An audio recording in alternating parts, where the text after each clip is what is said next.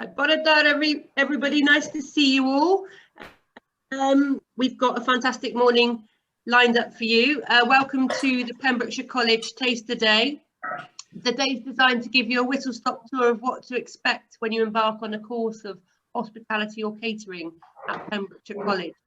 We're delighted to have so many of you on today. How many students have we got on, Alex, in total? About 180.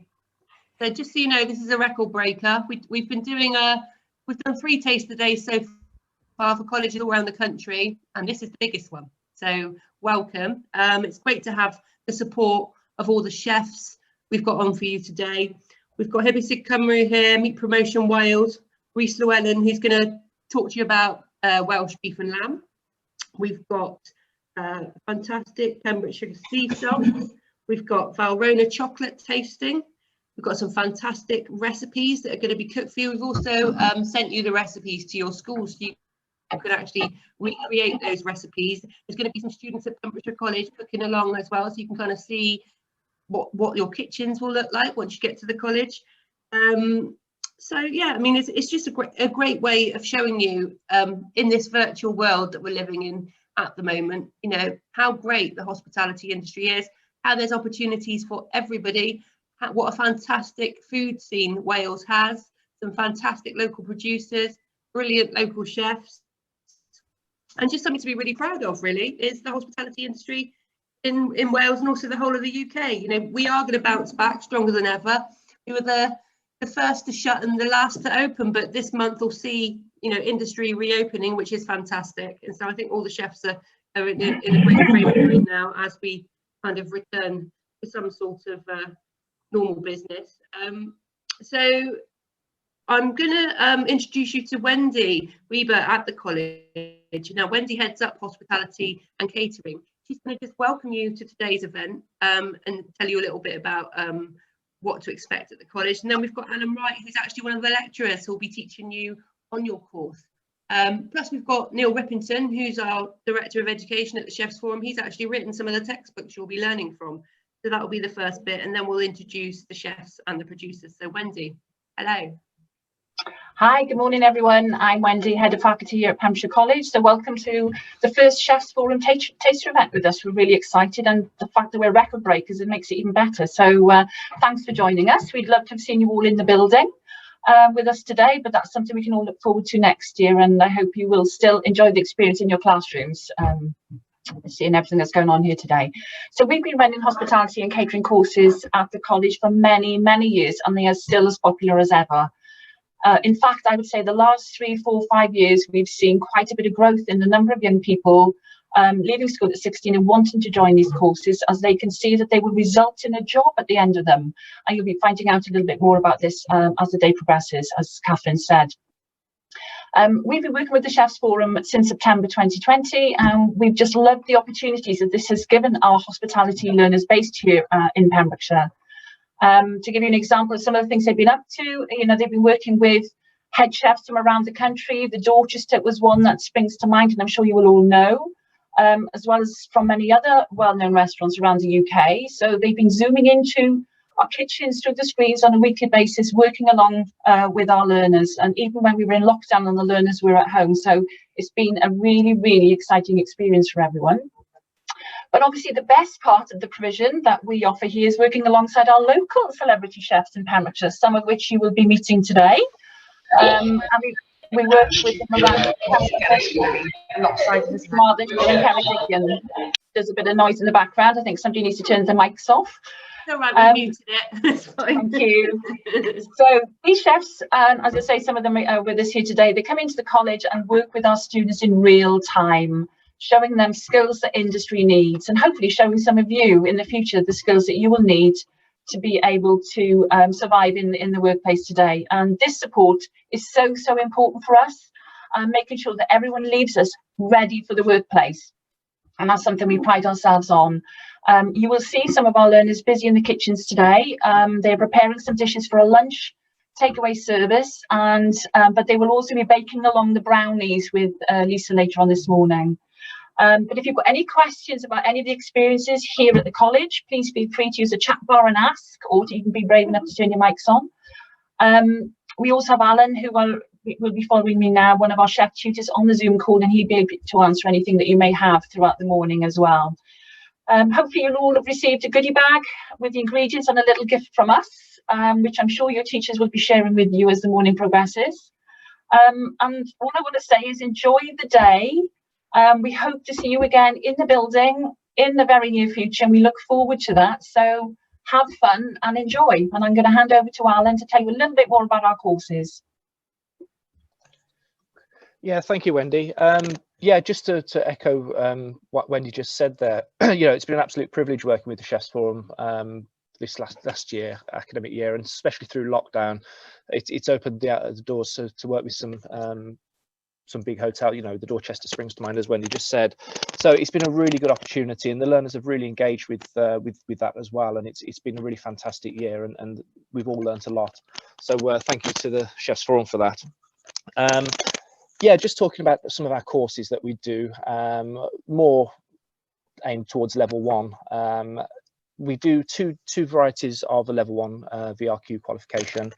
The first one is if you achieve your minimum of 2 C grades, we will put you onto a qualification where you have a heavier academic involvement, where you have academic assignments, and you also have a couple of synoptic tests at the end, which is where you prepare a few courses in one test. But it's not a problem if you don't actually get your C grades. There is another opportunity, another backdoor, if you like, to come into the college and do hospitality with us, which is not as heavily aimed at academic teaching, although the skills that you learn will be identical. At level 1, the course focuses more on cooking methods over anything else, and we'll be using the textbooks that Neil has helped write as well, to help you along with that. So yeah, I mean, the cooking methods you'll cover will be, baking, grilling, shallow and deep frying, etc. And we'll teach you dishes alongside that. Also, to work alongside of those skills, we also have a restaurant kitchen where we'll be doing a level of commercial work. So you actually get some commercial experience within the college. We have a restaurant that operates commercially. Someone's got their microphone on. But what I'll also do now very quickly, I'm just going to. We've got Alan frozen a minute. Oh, I think what he was doing was going to move. So I think he's probably picked his laptop up and was going to go into the kitchen. So apologies for that, everyone. And we just give him a second to walk from the office through the kitchen door and see if it works. Is he back with us? Not quite yet. Oh, sorry, everyone. See, this is what happens with live TV. This is why we have trust issues with technology. Yeah, can you hear me? Yeah, yes. We can hear you now. We lost you for a second, Alan. Yeah, sorry about that. I was just oh, sorry, I've got to get my mask. Bear with. Yeah. The modern I think world. he's walking into the kitchen. Yeah. Just got to grab my mask very quickly. Can't forget that. So what I'll do, I'll just show you around our kitchens briefly. There is stuff going on there at the moment, so it'll just be a very quick whistle-stop tour. Bear with. The only problem is, Alan, it might be a bit loud. Yeah, I don't think they'll be quiet in here because they're doing testing for synoptics. So in here we've got our training kitchen, which is where we teach our skills. At the moment they're doing practice for a synoptic test. So yeah, this is where they are. This is Pauline, our chef lecturer. Just doing the tour. And next door here is our restaurant kitchen, our commercial kitchen. So this is where we produce our food for commercial service. I'll just walk around here. We're very blessed with such a large kitchen. So here we go. So this is our storage area, and then we've got our ovens over here, and then we've got our pastry section over this side. I'll still walk through to the past, then I'll take you into the restaurant as well. Bear with, sorry. I'll just take you through to the restaurant. So we operate when we're open, when we're allowed to. We operate a Thursday night as well. So that's purely for commercial. There we go, here's our restaurant. There we go. So at level 1, you'll be expected to work front of house and in the kitchen. So you get best of both worlds. And at level 2, then you'll be expected to go on to do some barista practice as well. So we do offer the whole package, as it were. I'll just go back through to the kitchen, to the office. Sorry, bear with it. Sorry, Pauline. So yeah, so that's what we offer as a college. Sorry, it was a very quick tour of the kitchen because obviously they're getting ready for service, so I don't disturb them too much. So yeah, so that's basically what we offer at level 1. You know, you'll get the opportunity to work commercially and also learn those skills that we spoke about earlier. But yeah, that's us in a nutshell. I won't talk on too much. I'll pass the torch now. Brilliant, Alan. That was absolutely fantastic. Your little impromptu tour of the kitchen. Yeah, sorry about that. No, it was absolutely brilliant. Absolutely brilliant. I just think it's great for the students on the call to be able to see exactly where they're going to be learning, and the lovely restaurant you have there. How old is that restaurant? It looks pretty new. Yeah, we had a refurb a year or so ago. We've been quite fortunate to actually get some money to do the kitchen up slightly. So sorry, the restaurant up. So it's been really good. Sorry. Yeah, so it's very new. And, you know, the tables and chairs are brand new. The decoration's brand new. With thanks to Wendy, she's mucked in with that as well. So yeah, so it's relatively new, and we're quite fortunate that we get Welsh Government support us as well in terms of funds, so we can invest in up-to-date equipment, so we can teach the students how to use the most recent equipment, industry-leading equipment out there. So we're very, very lucky and very well equipped. Well, I saw some lovely ovens in there. You've got some lovely Rationale ovens in there. You know, that's probably the best that money can buy.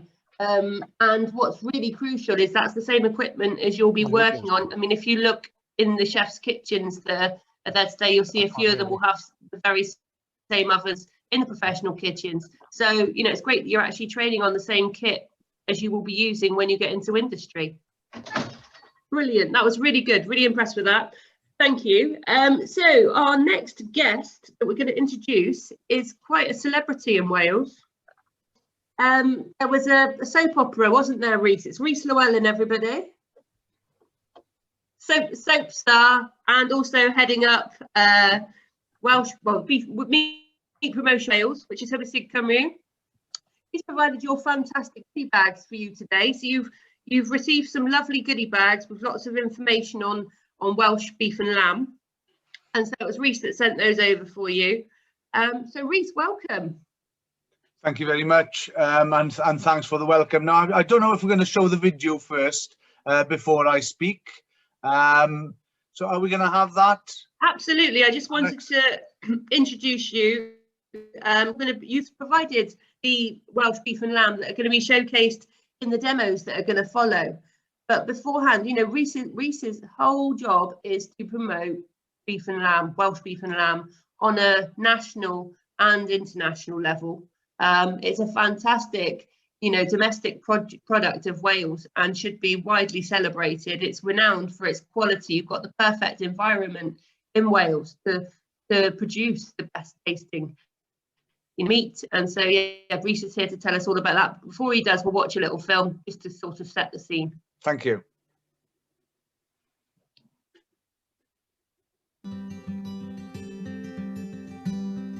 So I'm Alan, and I'm the third generation of farmers here at Cae Coch, which is a 735-acre farm. Every single fence just about on this farm, which is forming a border, has become 2 fences, and in that gap we have planted wildlife corridors in the form of some kind of woodland trees to grow, as, of course, as hedges. So the birds absolutely love those, as well as the rabbits, the hares, etc. And there's probably grub life that I don't even know about. The Union River is here behind me, and we've taken, again, advantage of some support to fence out the river. We've also given time to actually breed some fish in a fish breeding pool. So now what we're concentrating on is the habitat, making the river itself healthier for the fish to breed. If we look back then at the actual farmhouse, you can see there's a strip of middle land which is very, very steep. And I decided a long time ago not to try and struggle against nature and to give that back to nature in the form of woodland, really. So I planted 300 oak trees, but it's been a great pleasure, really, to let that go to nature, to bird life. We've even put some bird boxes there, although they're probably not necessary, to be honest with you, because there's plenty of habitats for birds naturally occurring there. People ask me about what I do with weeds, and here, for example, you see the nettle. Two types of nettle here, but if we look closely at the leaves of the nettles, underneath there's often some kind of caterpillar, and that's going to be a butterfly one day. Often as well we have Pembrokeshire, which is the ladybird, which really likes nettles. I tend to think they're actually little wildlife corners, once again, really for insect life.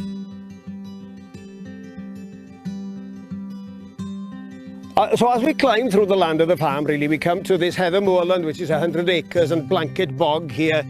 And we are more and more aware of our carbon footprint, really. So this is one place where we can make a difference, really. So we try to keep this area as wet as possible. So we're not opening any ditches. Of course, we're closing, on the contrary, any ditches, really. So the water is stored up here. So an element of flood prevention happens here as well. And then, of course, the actual habitat is important as well. So we've agreed through the Glastir's environmental scheme to graze cattle here. It keeps a variety as far as the size of the heather is concerned, so that the birds can have nesting habitats. They need some clear spaces and then some shelter as well. And of course, there's a phenomenal amount of sedge grasses growing here as well, and cotton grass and things like that. So if we don't allow it to become a monoculture, we are helping that diversity to survive and to thrive, really. So that's something we can become increasingly aware of with all the responsibility that we have these days for the management of our land sustainably and environmentally positive way.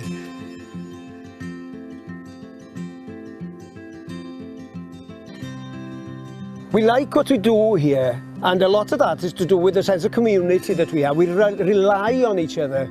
I can't round up my sheep on my mountain of 480 acres without my neighbours. We shear each other's sheep. If there's a problem, we help each other's out at calving time. And the word sustainability is central to that as well.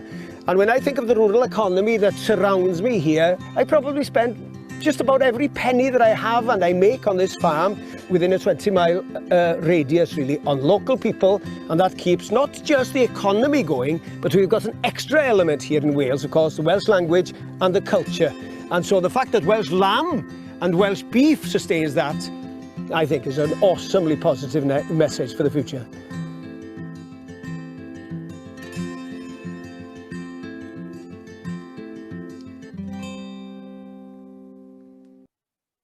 What a lovely film. It's just so nice to see somebody connected with the land, you know, and making everything about what they do, the whole ecosystem, about putting everything back into the local area and promoting a fantastic domestic product, which is beef and lamb. Absolutely. Thank you, Catherine. So, and I'm going to talk a little bit about Welsh beef and Welsh lamb today. So, bore da to you all. I hope you're enjoying the virtual session that we've got here for you. First of all, to talk about Welsh lamb, because that is by far the biggest product that we have in Wales. We've got 10 million sheep in Wales, more sheep than we have people. So, of course, Welsh lamb is the premium product that we have. And as Arlene demonstrated in the video there, you know, it is produced in a natural way. It's grass-fed, it's natural, traditional ways of farming that produces this. So when people talk about the carbon footprint of red meat, it's important to remember that we in Wales do produce red meat sustainably.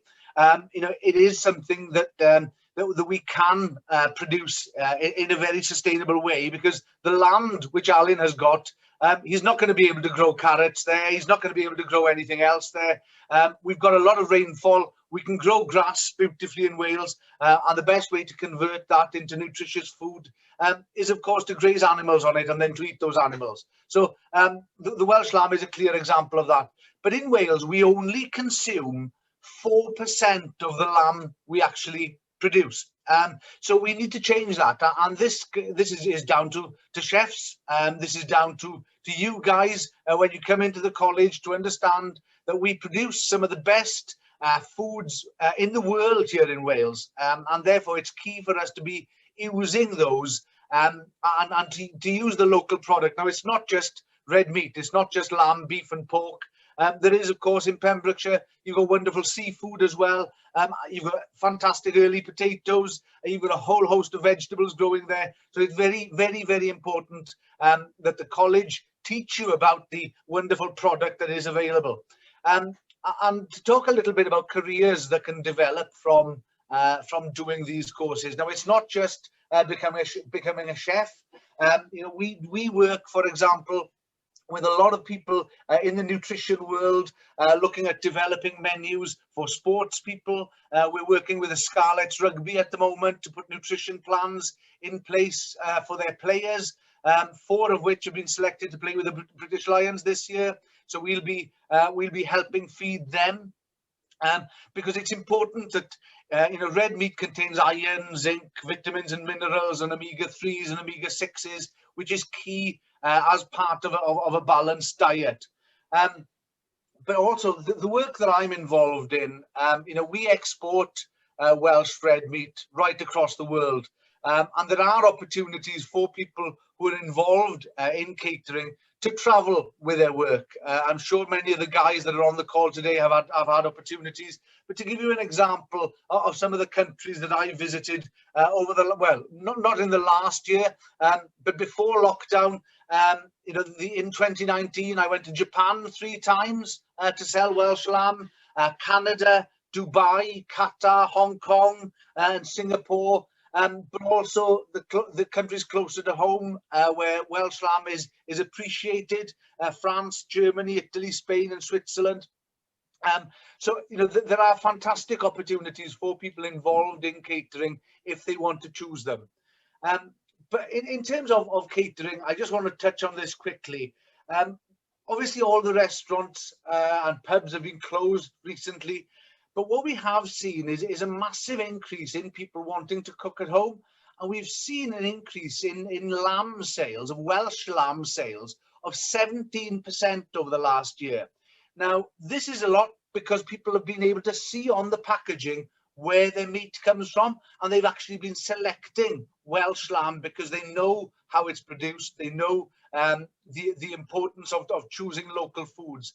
And we hope that as restaurants reopen, that we rebuild better, and that more focus is given to local produce by the fantastic chefs that we have here in Wales, so we can see that growth in sales amplified through the restaurant and pub trade as the year goes on.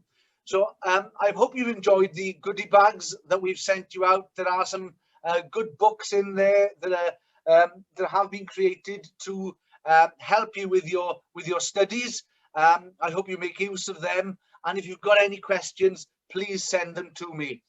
So I'll leave it there. I hope that's okay. Lovely, Rhys. No, that was absolutely fantastic, and thank you so much for supporting the event today and sending the goodie bags to the schools. Really appreciate it. You know, we've worked with you for the last couple of years now, and we look forward to working with you again, having your actual real life events to do your thing, to showcase your butchers. You know, Rhys normally brings a couple of butchers with him, and we've got the butcher's block there, and we're breaking down various cut meat and giving out tasters, and that's what we'd love to do with you right now, but we can't. So next year, hopefully, we'll get you all together and we can have the full experience. But this is great for now. Thank you, Rhys, so much. Right, so Neil, just quickly before we introduce our first 2 chefs, these 2 chefs is Dougie Birdish and Matt Waldron. They're actually the patrons of the Chefs Forum Academy at Pembrokeshire College. So basically, you know, they are kind of heading it up. We have lots of guest chefs come and cook with the students, but you know, they kindly agreed to actually head up the academy. So, you know, we thank them for their support. Neil, let's have a quick little look at some of the books that the students might be using on their course at Pembrokeshire College. Yeah, thanks, Catherine. Yeah, I'll just take a couple of minutes of your time. So when I was your age and sitting in school, and I thought, you know, somebody told me that I'd contribute to, must be about 24, 25 books, I would have probably laughed. And my teachers would have definitely laughed even harder. So I'm really proud of what I've been able to do through my career. But just to back up what everybody has said so far, the opportunities that you have working in the hospitality industry are just phenomenal. You live in a phenomenal country. You know, it's breathtaking watching the video that we've all just watched to see the quality of the land, the quality of the produce, and the passion of the people in producing that produce is really reassuring. So you're very lucky. You live in a beautiful place, beautiful produce. The hospitality industry in Wales is booming. You've got great support from the government. Even today, there's been an announcement that the hospitality industry is going to receive a great support from the government, and it's reopening next week. But anyway, back to the books. Yeah, so I did a college course similar to you, and as Reese was just saying, the opportunities I've had. My first real job was in France, and then I went to London, and then from London I went to the USA and Canada, and then sort of more recently I'm still doing some work in India. I've worked in China, Thailand, I've been to Germany for work, Latvia, Spain, Italy.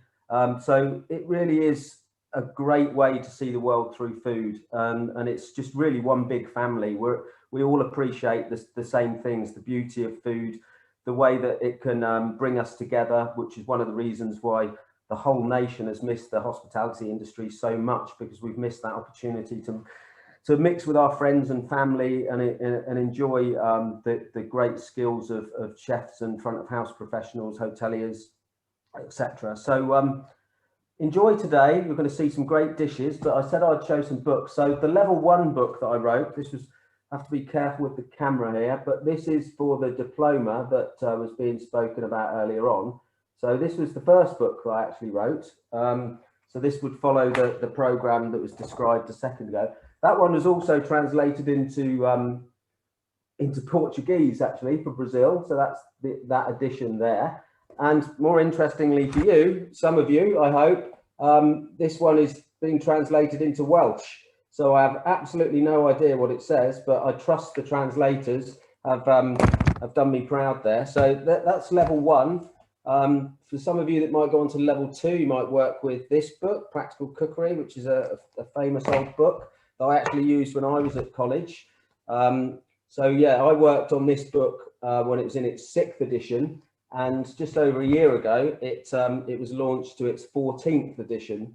So this is actually one of the chef lecturers that I used to work with, and one of our students here. So they actually made it onto the front cover. It's also, this is an edition that's gone out to Australia and New Zealand. And then also for those of you that might want to go into patisserie, I've done one that looks at all the patisseries. There's all desserts and chocolate and breads and cakes and things. One in English and maths and how that's used within the hospitality industry. And then one sort of more generically about the industry itself. So this one's called Theory of Hospitality and Catering. And also because these days it's really important to produce interactive learning as well. All of these things have apps and videos and all of those sort of digital learning resources to go alongside.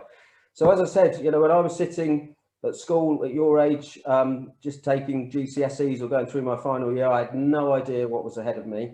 And I really wouldn't change a thing. It's the industry has offered me some absolutely fascinating opportunities. I've met some brilliant people, some of my best friends through work, friends for life. So, you know, my message is, if you've got that in your blood, you know, go for it, work hard, and you'll have a great career ahead of you. So I'll leave it there, and I'll jump in with some of the demos and talk to some of the chefs, hopefully. Thanks. Brilliant, Neil, thank you so much. Now we're going to introduce our chefs. We've got Dougie Baelish from the group at Narberth. Hello, Dougie, how you doing? Can you unmute yourself, please, chef? There we go. Hello. Hi, how you doing? Yeah, good, thanks. Yeah, ready to go. Ready to cook some nice beef today. Brilliant, excellent. So you work at a 5-star hotel, the Grove at Narberth. Can you tell us a little bit about the kitchen and the sort of the food you do there at the Grove, please, Dougie? Yeah, so obviously it's 5-star. We try and make everything as great as it can be. Produce is the most important thing for us. At the end of the day, you can't create something that's ultra special for the guests without having amazing produce to work with from the beginning. Obviously, being in Wales, the produce that's over here, since I've moved here, I've been absolutely blown away. I knew about it obviously before I came to Wales. It's famous all over the world. But actually being over here, it really opened my eyes to see how amazing it actually is. And like what we said earlier on, the best thing we can do is try and use it in Wales instead of trying to export it to these guys all over the world who are trying to get their hands on it. So you're making a spicy Welsh beef, avocado and goat cheese tortilla. Now, what's a tortilla, Dougie? So it's basically like a little floury bread sort of thing. So I've got mine here. So yeah, basically this is a dish that we kind of, like something that I cook at home for our friends that come over, our family. You know, it's just something nice and simple. Obviously, being a chef, I can't help myself but use loads of different ingredients, even for something like this. But yeah, it's just a really quick, healthy, tasty thing to use. Brilliant. So where did you train to become a chef, Dougie? So yeah, like what was said earlier on as well, I've travelled all over. You know, I started off in Scotland, then I moved to Jersey for 4 years in a Michelin-starred restaurant, became the sous chef there. Then I moved to a 2 Michelin-starred place in the Cotswolds, and then off to Australia, to Sydney for one of the top restaurants in the world. And then back to the UK, and I got my own Michelin star by the time I was 29. So yeah, it's fantastic. And now I'm over here, just loving life. Brilliant.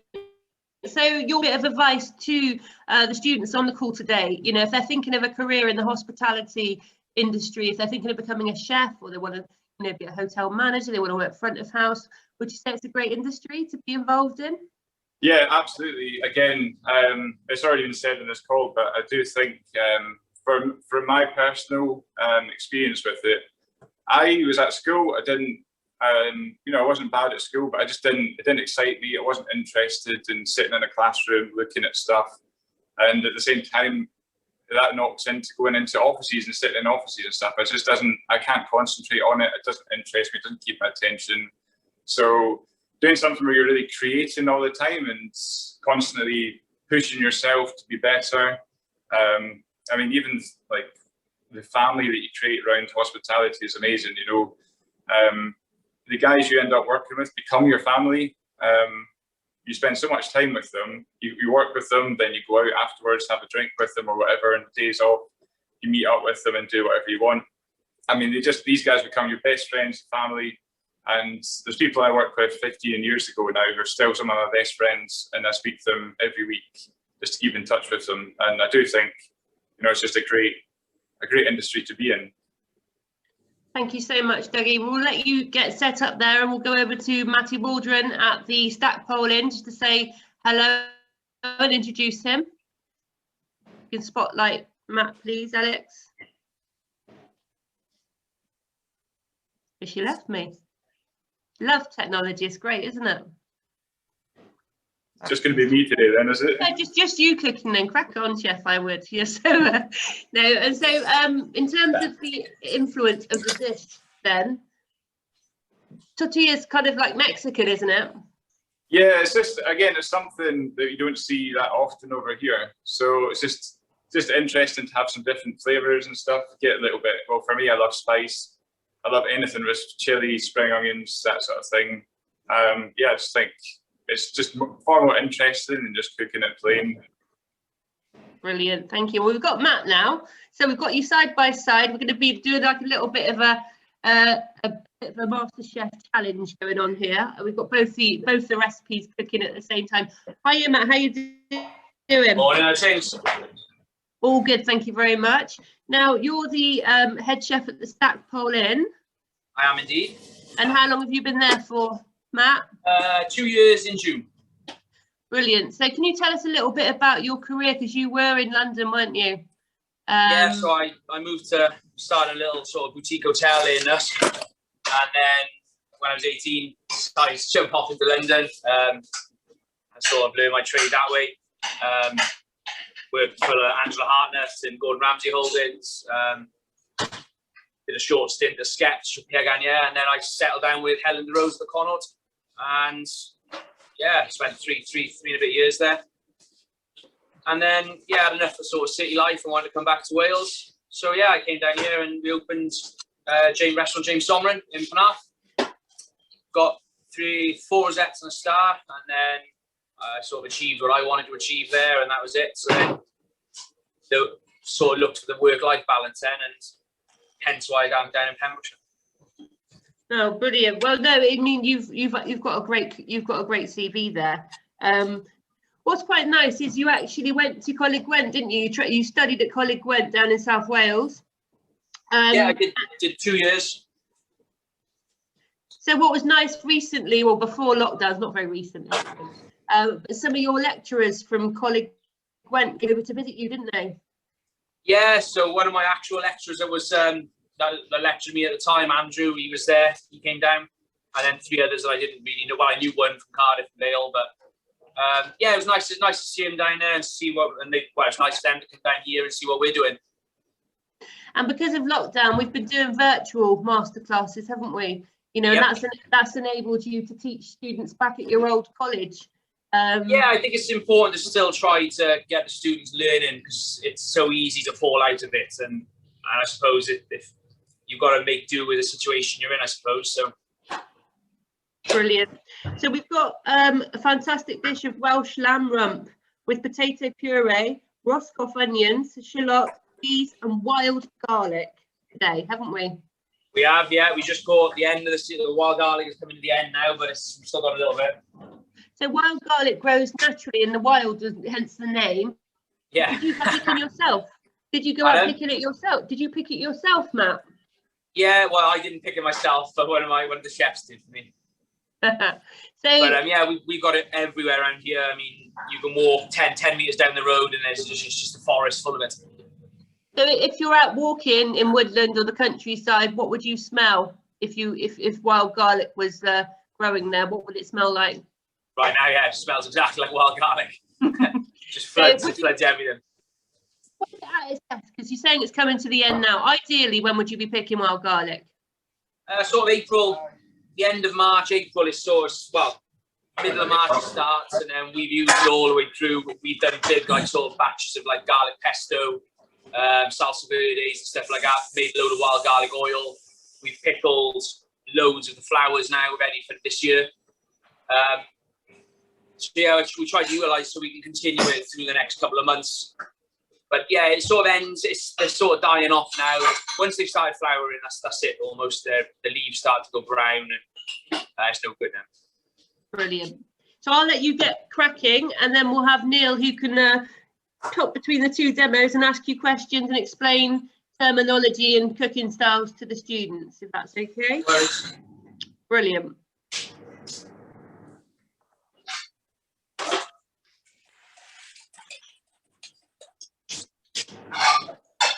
Right.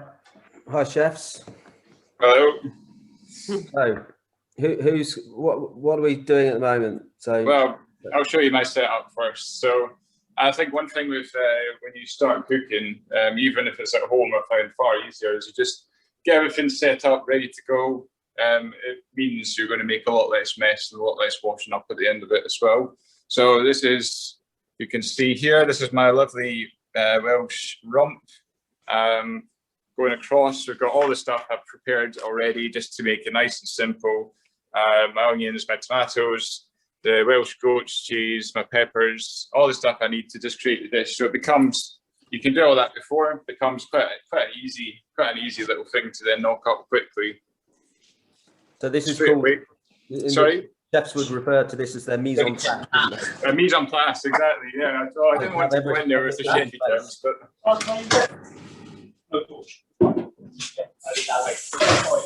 So there's quite a bit of French terminology still used in the kitchen, isn't there? Oh God, yeah, absolutely. I mean, it is what a lot of, especially for myself as well, and I imagine for where Matt's been working, you know, it's all based on French techniques, and they started pioneering what we actually do today. And most of the best restaurants in the UK are either influenced by French chefs or now Scandinavian stuff as well is coming through. Mm. And even some of the titles of jobs like commis chef and chef de partie and all of those structures originate from France, don't they? And yeah, absolutely. So I'm just going to start cracking on, I think. Go for it. So you're using different coloured boards there. Yeah, so something very, very important you'll find also for home. I've actually got a meat and a vegetable board for home. You can never be 100% sure that you're going to clean all the bacteria off. So you want to just keep everything separate, use the board, the red board or the raw meat board, whatever you want to use for the meat, then have a different board for cooked meats in the professional kitchen anyway, and then a different board for your vegetables or for your baked goods, that kind of thing. It just stops all the cross-contamination. Yeah. And what sort of shape are you cutting the beef into?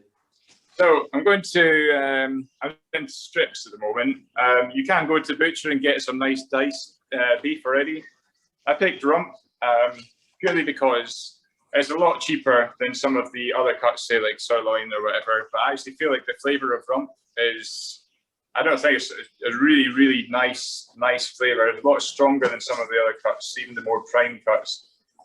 It is a little bit more chewy, but if you cook it correctly, either really quickly or for a lower temperature for a bit of a longer time, then it's absolutely fantastic. I think it's really underrated and underused. Yeah, I think you've hit the nail there. So I guess this dish you're going to cook it really quickly at a higher temperature. Exactly. So you're just going to basically flash fry it in a pan, get loads and loads of colour on the outside as well, because that is what gives it the flavour. Sometimes you'll see if you go, somebody's cooking at home, they don't work in a professional kitchen, or perhaps the stove doesn't get hot enough, or they don't, the domestic stoves don't get as hot as the professional kitchens. So it's really difficult to try and get that caramelization on the outside, and that is the thing that gives it the flavour. Really, really important. Yeah. So you get that sort of the browning of the meat and those aromas that are coming off it. But it's quite visual as well. You can hear it and see it happening, can't you? It's one of those things that if your pan isn't hot enough, you should be able to recognise that and maybe do something about it. I mean, as soon as you put the oil in, you can generally see if the oil starts to dissipate and move around the pan, then you know that it's ready to go, sort of thing. I mean, now once you've been doing this enough time, sort of thing, you almost have like a sixth sense for it. So you start to kind of know. I mean, for me, I can have my back to somebody and I know if the pan's hot enough or not, just from the noise it's making, sort of thing. So yeah, it's a lot of the thing with cooking though is just practice. It doesn't come to anybody naturally. Nobody knows how to pick up a knife and cook something without doing it themselves and doing the same job over and over and over again. Yeah, practice makes perfect. Exactly. Okay, well, we'll go over to Matt because I think Matt's actually searing something off there. Fantastic. Go ahead. Yep. So just take us through what you're doing, Matt. So we've got a lovely Welsh lamb rump from David Roberts in Dilo. Used to be a butcher of mine before. So lamb rump, it's got a lovely layer of fat on the top. It's sort of an underused, I suppose, sort of cut. Not many people know about it. I absolutely love lamb rump. It's got to be cooked properly. There's a little bit of sinew that tends to run through it, but it's a beautiful, beautiful cut. It's sort of found the joint of where the loin and the leg sort of meets. It's that sort of area. And all we've done, I sous vide mine first. So I cook them in the water bath first, just to sort of start to render it all down. And then basically we sort of leave them rest out of the water bath, skin side down so it stays flat, and we just let them sort of naturally let gravity sort of keep the skin flat on it. And then when we need them now, so like I said, we get a really good sear. It's got a lovely layer of fat on the top of it, which you can get really crispy. And as Dougie said on that, you need it to have a nice coloration, get that nice flavours, get the sugars sort of caramelised and off. as you can see. I don't know if you can see on that, but it's got a lovely sort of coloration. I think my camera's a bit shocking, but so basically from that then. You said sous vide, that means under vacuum, doesn't it? So it does, yeah. Just tell us what you do there for sous vide. So basically we sear them, we put the lamb rumps into backpack bags, and we have them sort of sear them up at 100% pressure, so they're totally airtight. We backpack them up with a little bit of butter and thyme, and then we slowly cook them then for about an hour. And we've got a special probe to go into the meat to take the temperature up. You do all the sort of regulatory checks to make sure everything's, the bath's hot enough before it goes in, and we check everything before we do it. And then yeah, so we leave it for an hour. Just sort of that slow cooking, then sort of just helps keep the meat sort of tender. You're not sort of just roasting it from raw and shrinkage, and it just helps to sort of keep that flavour in and just create a really tender piece of meat. So you're getting the best of both worlds then, aren't you? Because you're getting the best of both worlds, because you're making the meat very tender, but then you're also getting that lovely caramelization and flavour to the surface of the meat by searing it as you are now. Yeah, you couldn't just water bath it and serve it. You've still, no matter what bit of meat it is, you've still got to get that coloration. You've still got to work it, sort of thing. So that's all seared. I've got a little bit of butter, some lovely thyme from the garden, and we just pop that in the oven, roughly 9 minutes. And that's that then. So should we? Yeah. So what? So we're serving it. We're serving it with some lovely braised onion. We got some little lamb croquettes, which we have we get a couple of lamb shoulders in. Slowly braise them like a traditional braise overnight in the oven. We pick them all down. There's capers, there's wild garlic, shallot. Thyme and parsley going through it. We sort of just set it up into a big gastros, cut them all down, and then form little croquettes out of them, and we just deep fry them end to order. We've got the lovely little onions, which we've basically just bossed off onion, cut in half, keep the top and tail on, and we colour that with in butter on the stove. Then we add brown sugar, a little bit of balsamic vinegar and port, and then we flip them. And you got that lovely sort of coloration, the caramelization of the butter and the sugar. Then you add the port, and then it sort of all bubbles together. We flip them over, and then they go in the oven for about an hour. So I've done them a bit earlier today, because obviously they're not going to be done in time. Yeah. And then we've got some beautiful wild garlic, so it's flowers. So we just pickled them in a nice 3-to-1 pickle. So that's 3 parts vinegar to 1 part sugar. So you don't get them. You want that, because the lamb is quite fatty. You want something just to cut straight through. So that's what that's all about. Then we got some beautiful wild garlic. Like I said, it's just down the road from us. I say you've got to use it when it's around. It's just an incredible product. We've got a beautiful. Again, I've made this beforehand. So we've got a sort of potato puree, mashed potato, pom puree, whatever you want to call it. So we use Pembrokeshire new potatoes. We roast them. We steam them off, peel the skins, and pass it to a tammy. It gives a real smooth sort of mash then, and shit, absolute load of butter in it. Loads of butter. I think we do 400 butter to a kilo potato. Along those lines. Yeah, it's very rich. It's a very filling sort of main course. It's surprising how those pickled wild garlic flowers really cut through. And there's a slight bit of acidity through the lamb sauce. So again, we got to just basically make a lamb stock, reduce it down, and then again it's shallots, thyme, garlic, roast it all off, and deglazing it twice with red wine, and then add the stock and just bring it right down. And then we add Pedro Zimmerman vinegar.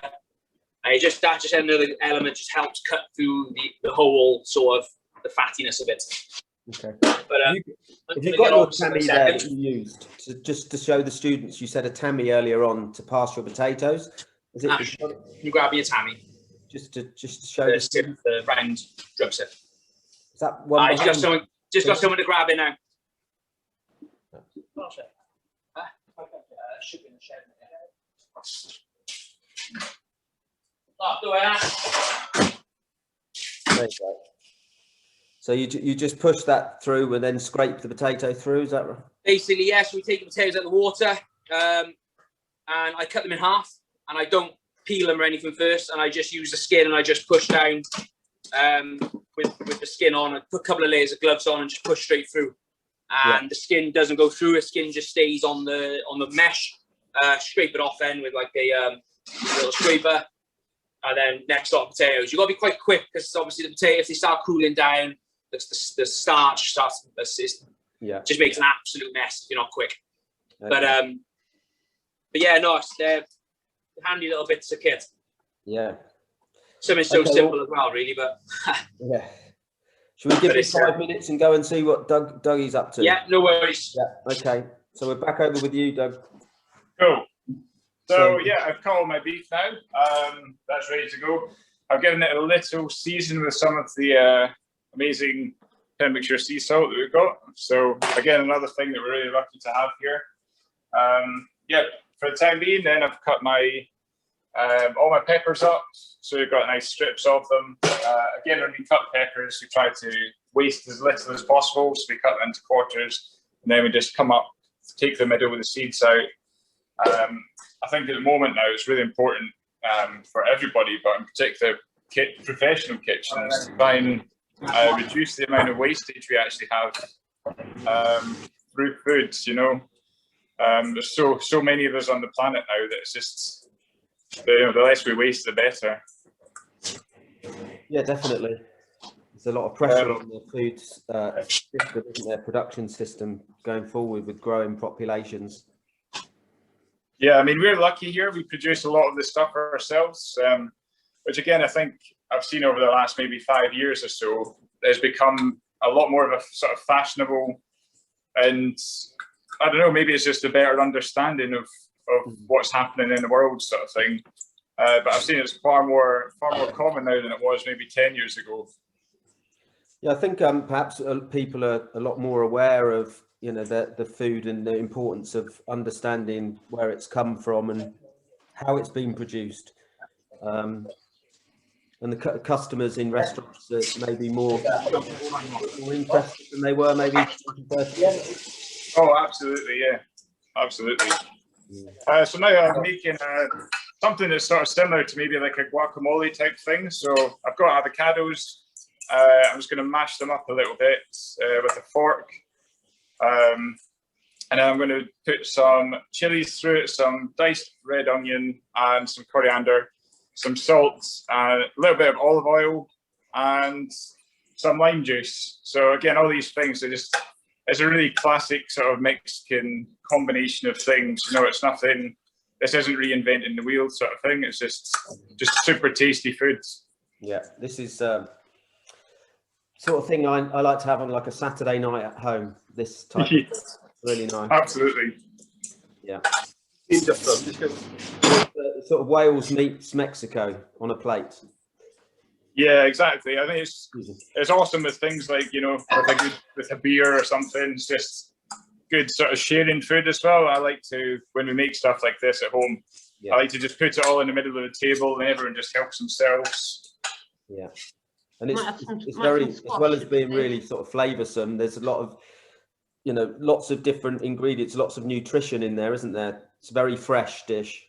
Oh yeah, absolutely. So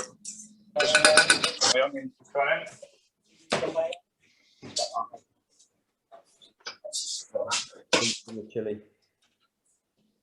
So we get our chilies. I just again you can split it in half, take the seeds out. Sometimes if I'm doing it at home, I will keep the seeds in. I personally quite like them because they are the hottest part.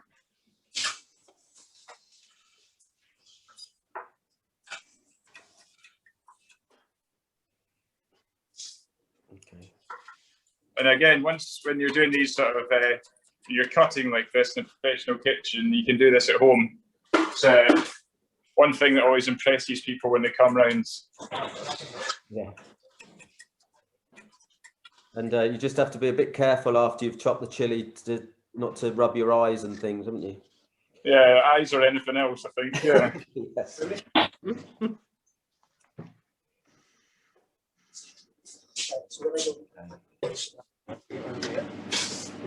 I just add some lime juice.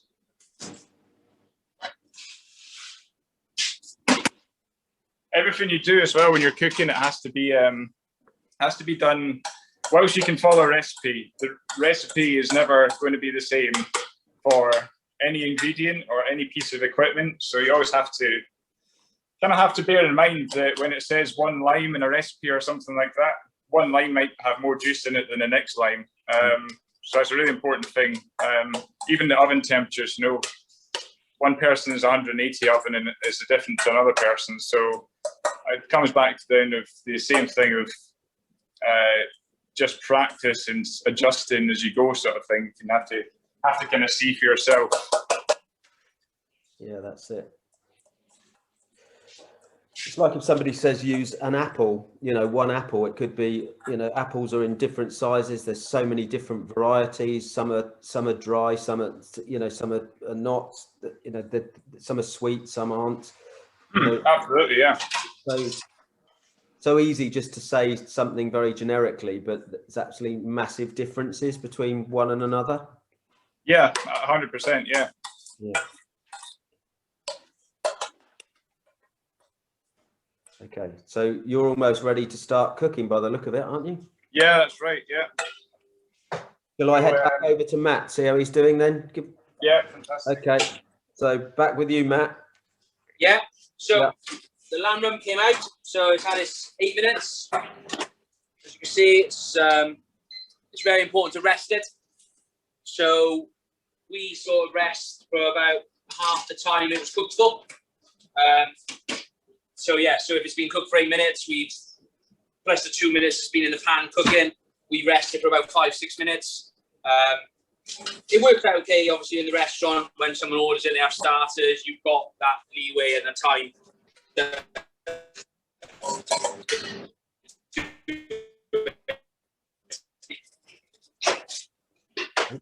So what we do then is, because obviously it's been resting, the meat's been resting, it's sort of cooling down on the outside.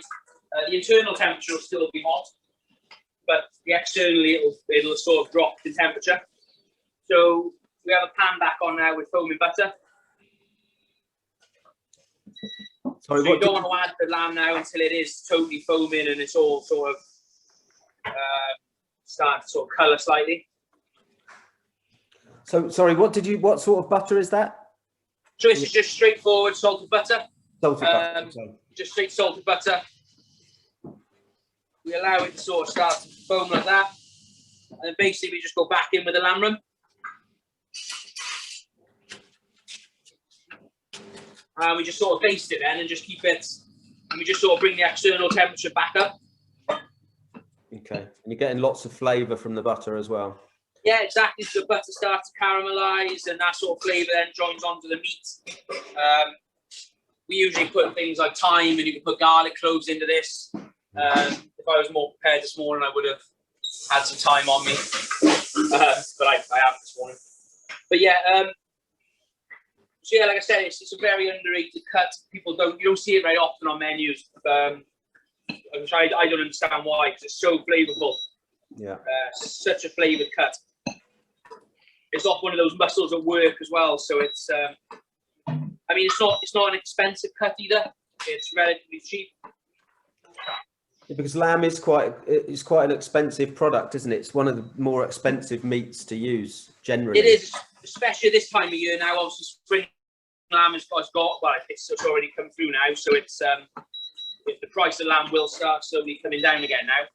It just takes that time to come through, but I mean, in April and May, the price of lamb is scandalous. But it's worth it. I mean, it's such a beautiful flavour on it. Yeah, it's quite unique, isn't it? And you pay for what you get. I mean, we've got all these farmers in Wales, and just see.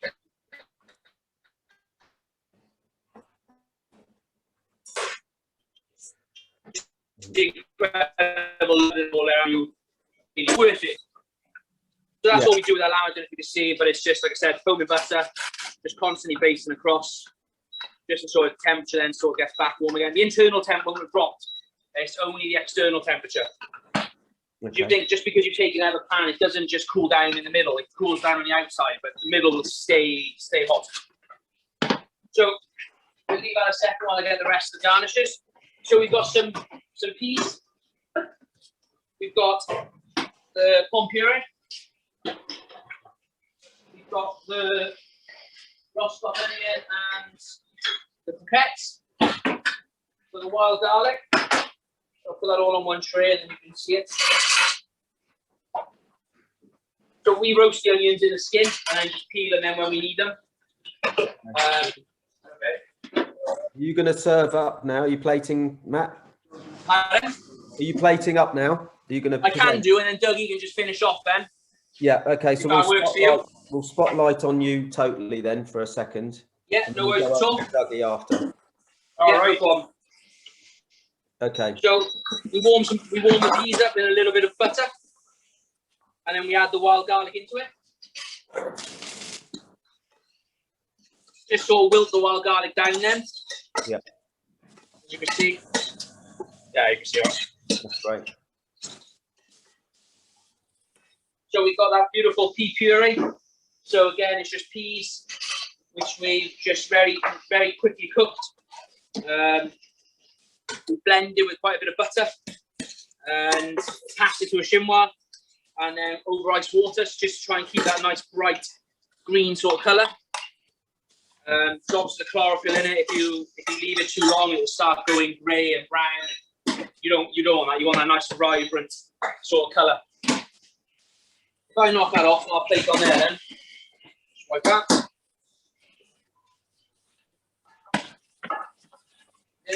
So you can see the wild garlic wilted down.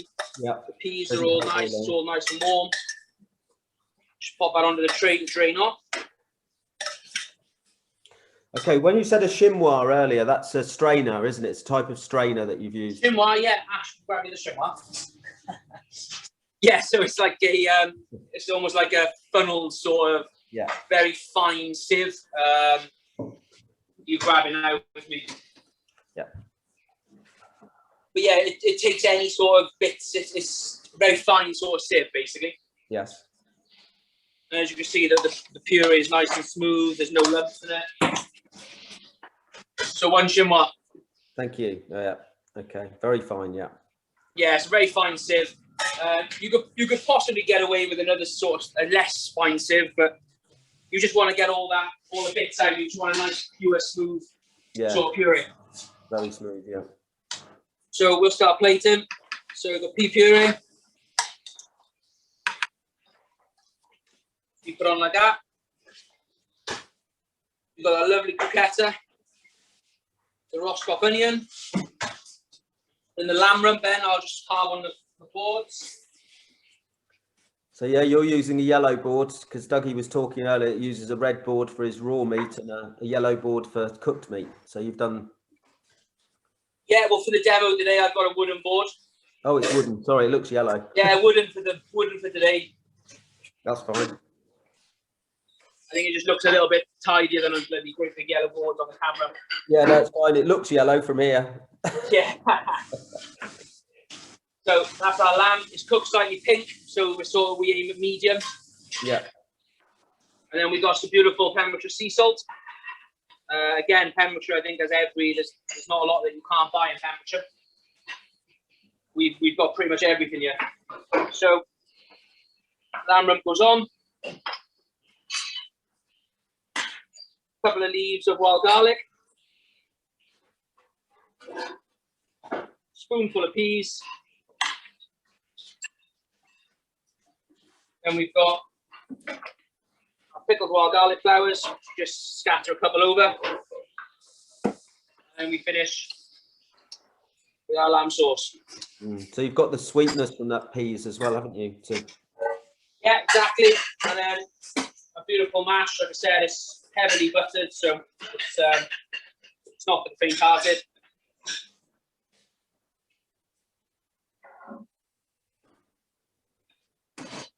That's our lamb dish. Looks beautiful. Looks really lovely.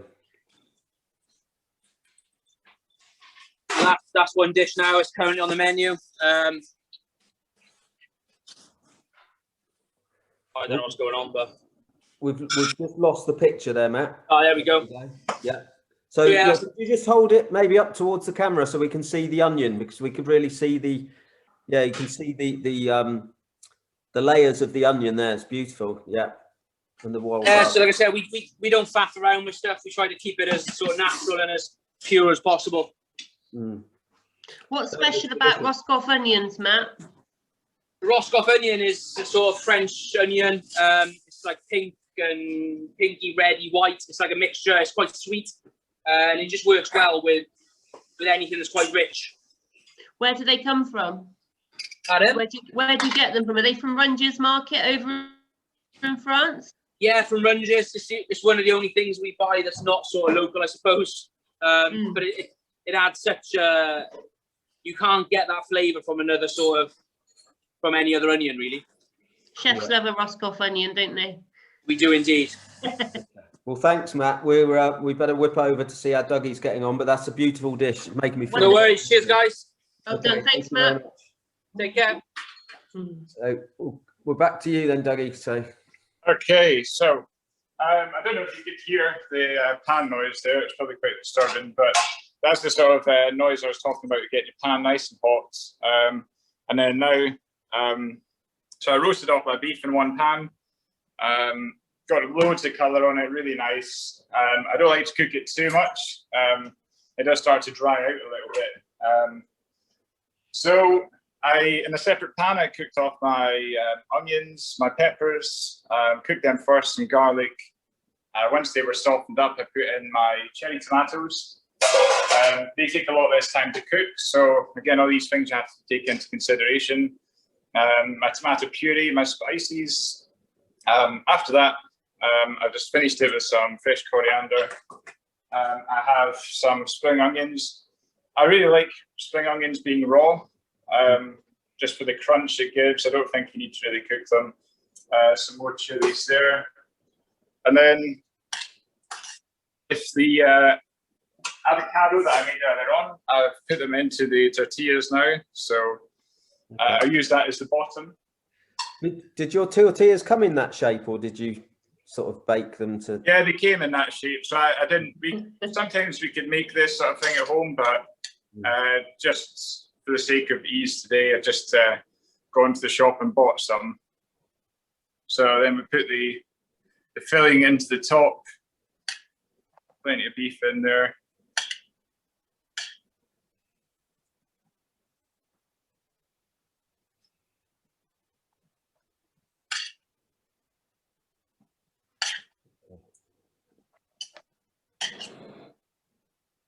Maybe if you just pull it back a bit to where your board is, because we can't really see.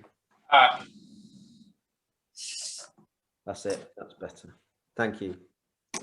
That's great. Cool. So we just get that in there. Like again, if I was doing this at home, I would probably just have the tortillas there with the guacamole and the mix, and people can put as much or as little as they want in each one. Mm.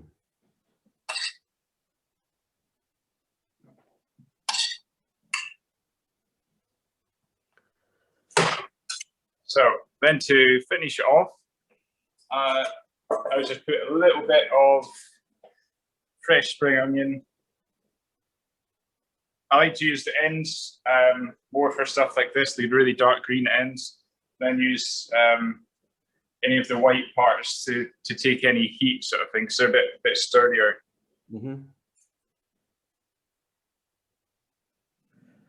God, breakfast wasn't that long ago, but these two dishes are making me feel very hungry. Oh, good to hear. We got a nice Welsh goat cheese on here. So that just adds another dimension and another colour. Yeah, it's just a nice little salty kick as well, I think. And goat cheese isn't for everyone, but you can there's plenty of other things you can put on there. Interesting, because a lot of people might just use a cheddar or something along those lines, wouldn't they? But yeah, yeah, exactly. I mean, that's completely personal preference for that sort of stuff. And then I like to put a little bit more coriander on the top just to finish it off.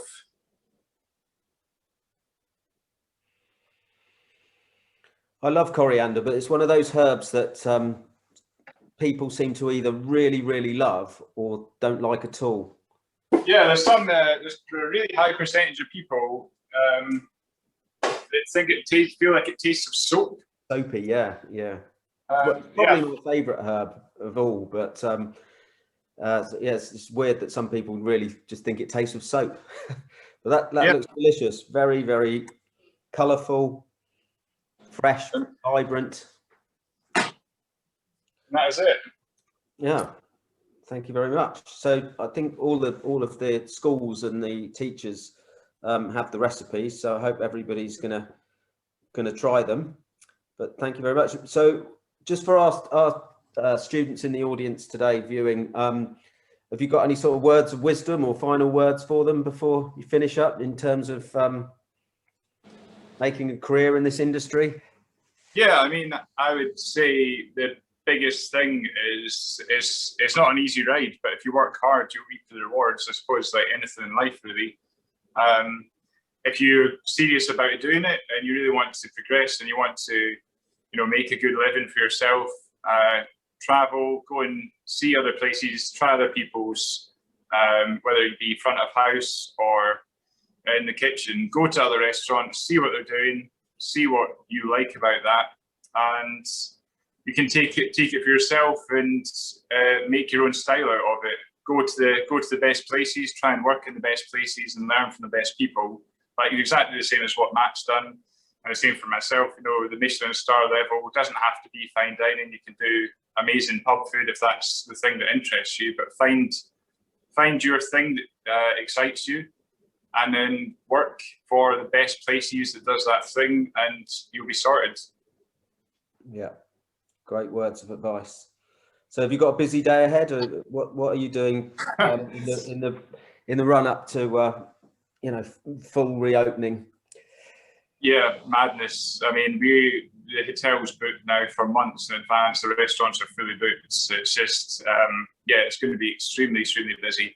Obviously, we need that because we've been closed for the last 14 months. We've been open for maybe 4 of them, 3.5 months or something of business. We need it to be busy. But yeah, we're going to be ready to go. It's going to be brilliant. People can't go abroad. What better place to go than Wales? Absolutely. Just hope the weather's kind in the summer. Yeah. It's so beautiful because there's so much water. Rain. Yeah, indeed. Yeah.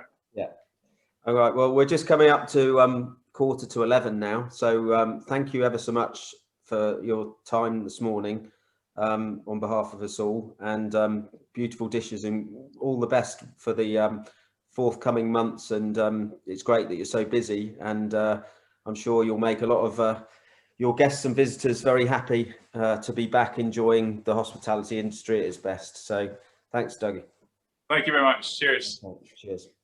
Thank you. Thanks, Dougie. Well, yeah, it's now time for a break, everybody. Thank you so much for being a brilliant audience in our first half. We'll be back in the second half at 11 o'clock with some delicious salted caramel from Pembrokeshire Sea Salt and some delicious chocolate from Valrhona. So go off, have a little break, and we'll see you in 1/4 of an hour. Thank you, guys.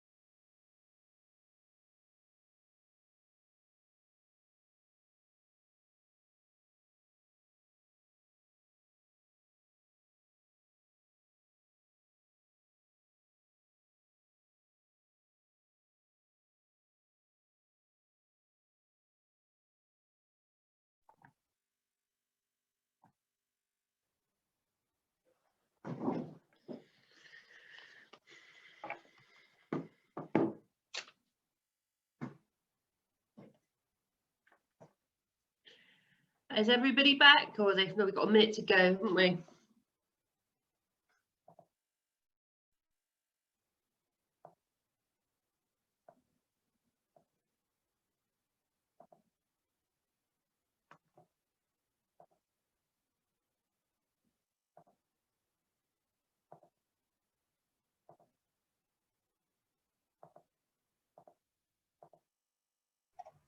Are we encouraging questions in the chat bar? Absolutely, yeah. If anyone's got any questions, do put them in the chat. If you've got questions, then maybe teacher can put them into the chat bar. I think Wendy from Pembrokeshire College was absolutely loving the last demo. She said her mouth was watering. She also said that learners on the courses will have the opportunity to go on work placements around Pembrokeshire and work with a variety of chefs. Obviously, restrictions are in place at the moment, but as soon as they're lifted, we'll try and do our level best to get some work experience hours. One thing they are doing actually is joining us at the game fair this July, because we're writing a guide to game meat at the moment called the Great Game Guide, and we're going to be launching it at Ragley Hall, which is a massive celebration of the countryside. So we saw our farmer earlier on in the session, and it will be showcasing all sorts of things like, you know, very well trained dogs like his were, doing what they're told, obedience and retrieving, fly fishing, game butchery. We'll talk to gamekeepers, and then we'll have a lot of chefs there as well. We've got quite a few Welsh chefs doing demos on our stage at the game fair, so that's why the students are coming down to help us with the stage. James Martin's going to be there as well, and they'll be helping out with a garden event where they're going to be doing some canapes for the guests in the garden area of the game fair. So it's all really exciting. You know, any opportunities we get, we'll you know, pass on to you. Like the students, Wendy mentioned, we did a virtual open day with the Dorchester in London, and the Dorchester are really well set up to help, you know, students from other areas find their feet in London. You know, it's probably quite daunting going to the big smoke, you know, and getting established, you know, finding your dentist, your doctor, you know, finding your way around on the tube. But, you know, they're there to help with things like that, and they can help you out with like a first month's rent and things if you did want to go and work in London. And then take all your newfound skills back to Wales, like Matt Waldron did and like Dougie did.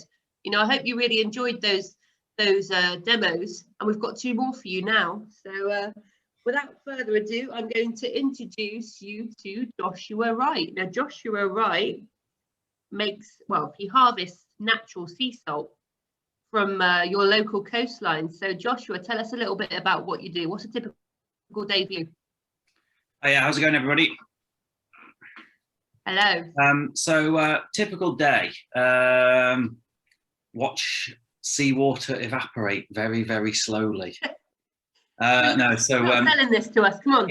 It's quite involved. That is the very basic principle that happens, but basically most of the time I spend either harvesting salt and processing it into a usable format that like the chefs have been using today, or into various other forms that go out to different retailers and stuff like that. So that's what I do. Obviously there's a couple more of us doing the other behind the scenes admin and sales and marketing and stuff like that, but I'm there shoveling salt.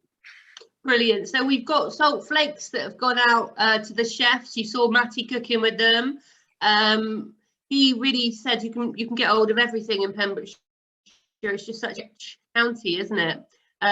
So salt flakes, how are they achieved? How do you make them, or is it in the film we're about to watch? I'm not sure there's much of it in the film. The film was done a couple of years ago, so we've I wouldn't say we're constantly evolving, but you know that there are operational things that we change every now and then, just as we've been expanding our business over the years. So what you see in the film is ever so slightly different to what we do now, but just on a bigger scale now, I guess. What was the question again? Sorry. I said, how do you make sea flakes? Oh yeah, how are the flakes? The flakes. Basically, the difference between flakes and crystals is that the flakes form on the surface of the water, the brine, and grow in very nearly 2 dimensions, whereas crystals or the cubic forms grow in 3 dimensions, either on the sides or the bottom of whatever your crystallization vessel you're using. Yeah, brilliant. So Alex, have you got the video locked and loaded and ready to go before we get introduced to some of Josh's fantastic products?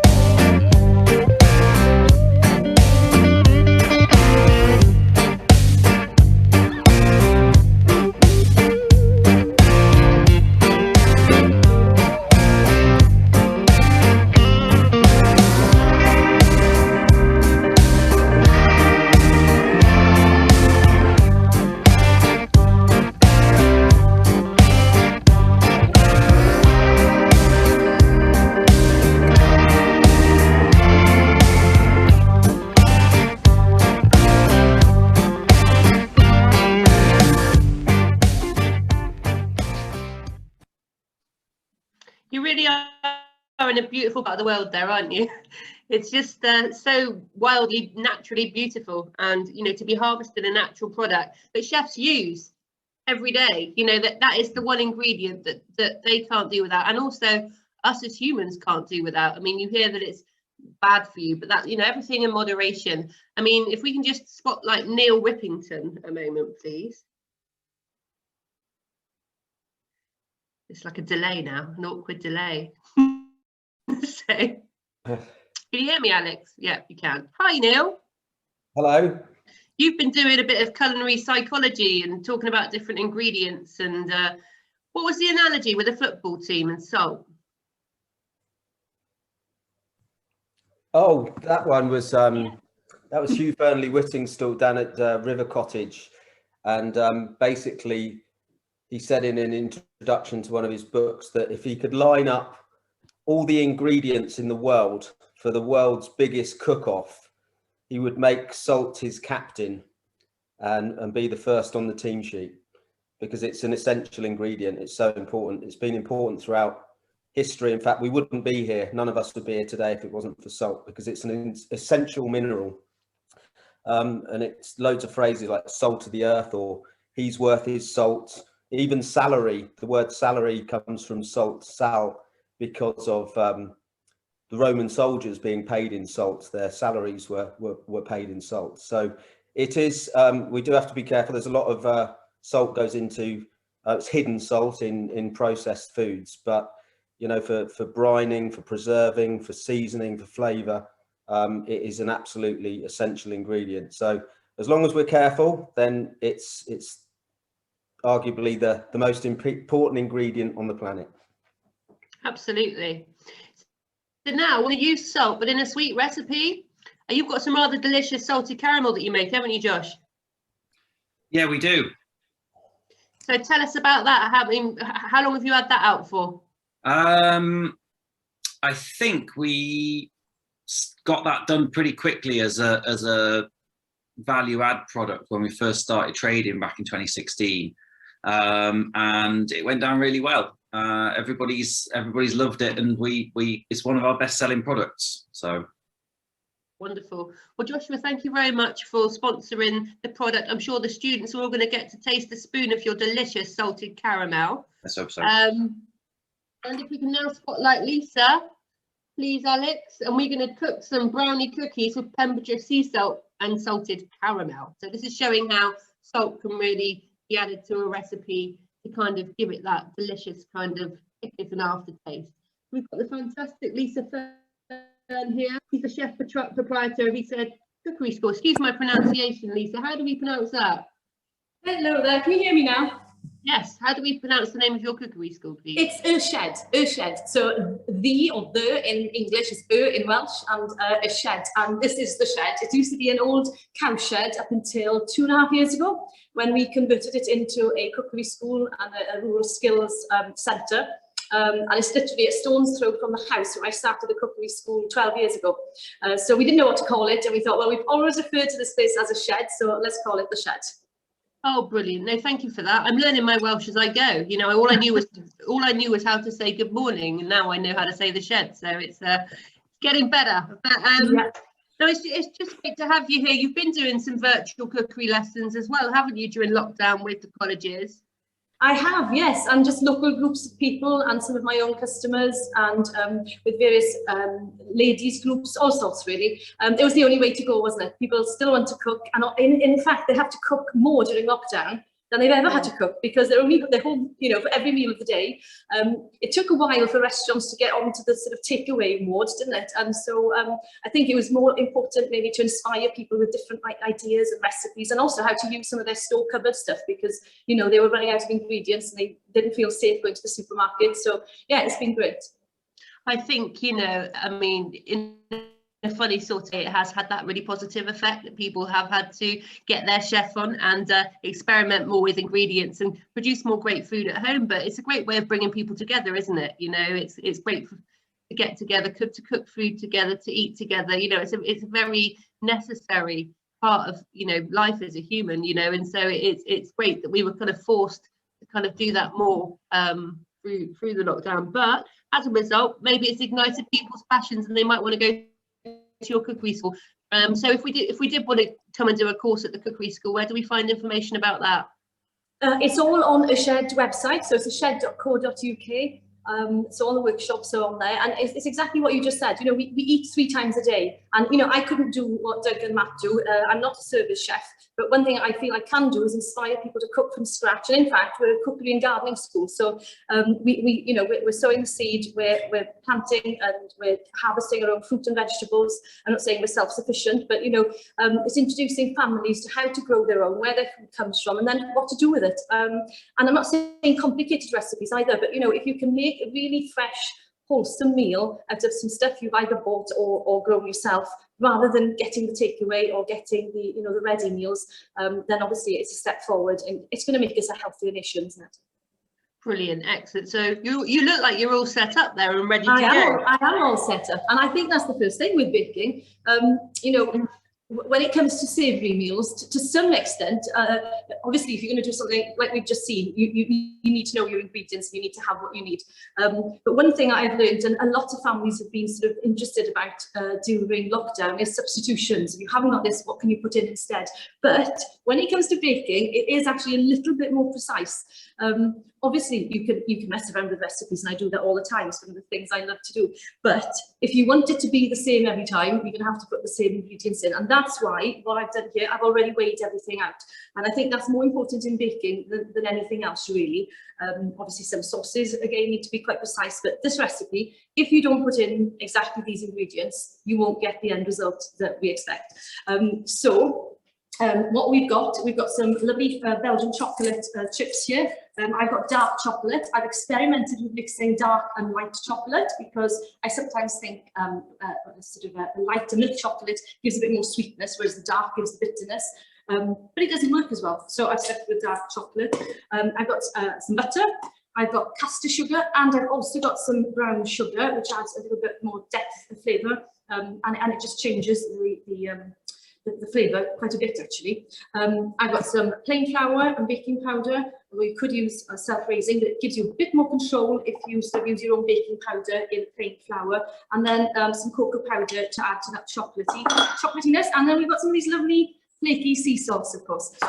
Eggs are another thing. We buy all our eggs. Well, actually, we have chickens. We do use our own chicken eggs as well. But in the cookery school, we buy in eggs from a local guy who supplies one of the top shops in Clarence House. But they're not always the same size.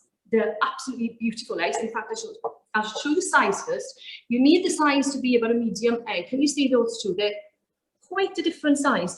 An average medium egg weighs about 60 grams. So if you've got a teeny weeny egg like this, 2 isn't going to do it. So you're going to have to maybe change your eggs or add an extra one. But I'm going to crack one of these eggs into here and just show you. Can you see that? Can you see how orange that is? They're obviously free range, okay? These are really lovely, lovely eggs. So the first thing I'm going to do, I'm going to pack 2 eggs into my bowl. And the other thing I'm going to do, into a large bowl here, we're going to create a bain-marie. We're talking about French words earlier. That's another French word for a bath, basically. So we've got just water in here, which I've got to boil, a pan on top, which fits on the saucepan. We're just going to pop our butter in the saucepan and our chocolate. Basically, we want to melt them together. Now, you could do it in a pan, but if the chocolate comes into direct contact with the heat, whether it's a flame or induction or whatever you've got, it runs the risk of burning, okay? And once you've got burnt chocolate, you really don't want to use it. So the safest way is to boil the water. The water produces steam. The steam hits the pan, and the pan melts the chocolate and the sugar. So just leave that there. I know it's not going to burn, so I can actually just turn my back to it for a second, whilst I deal with the eggs. The eggs, I've got my 150 grams of caster sugar.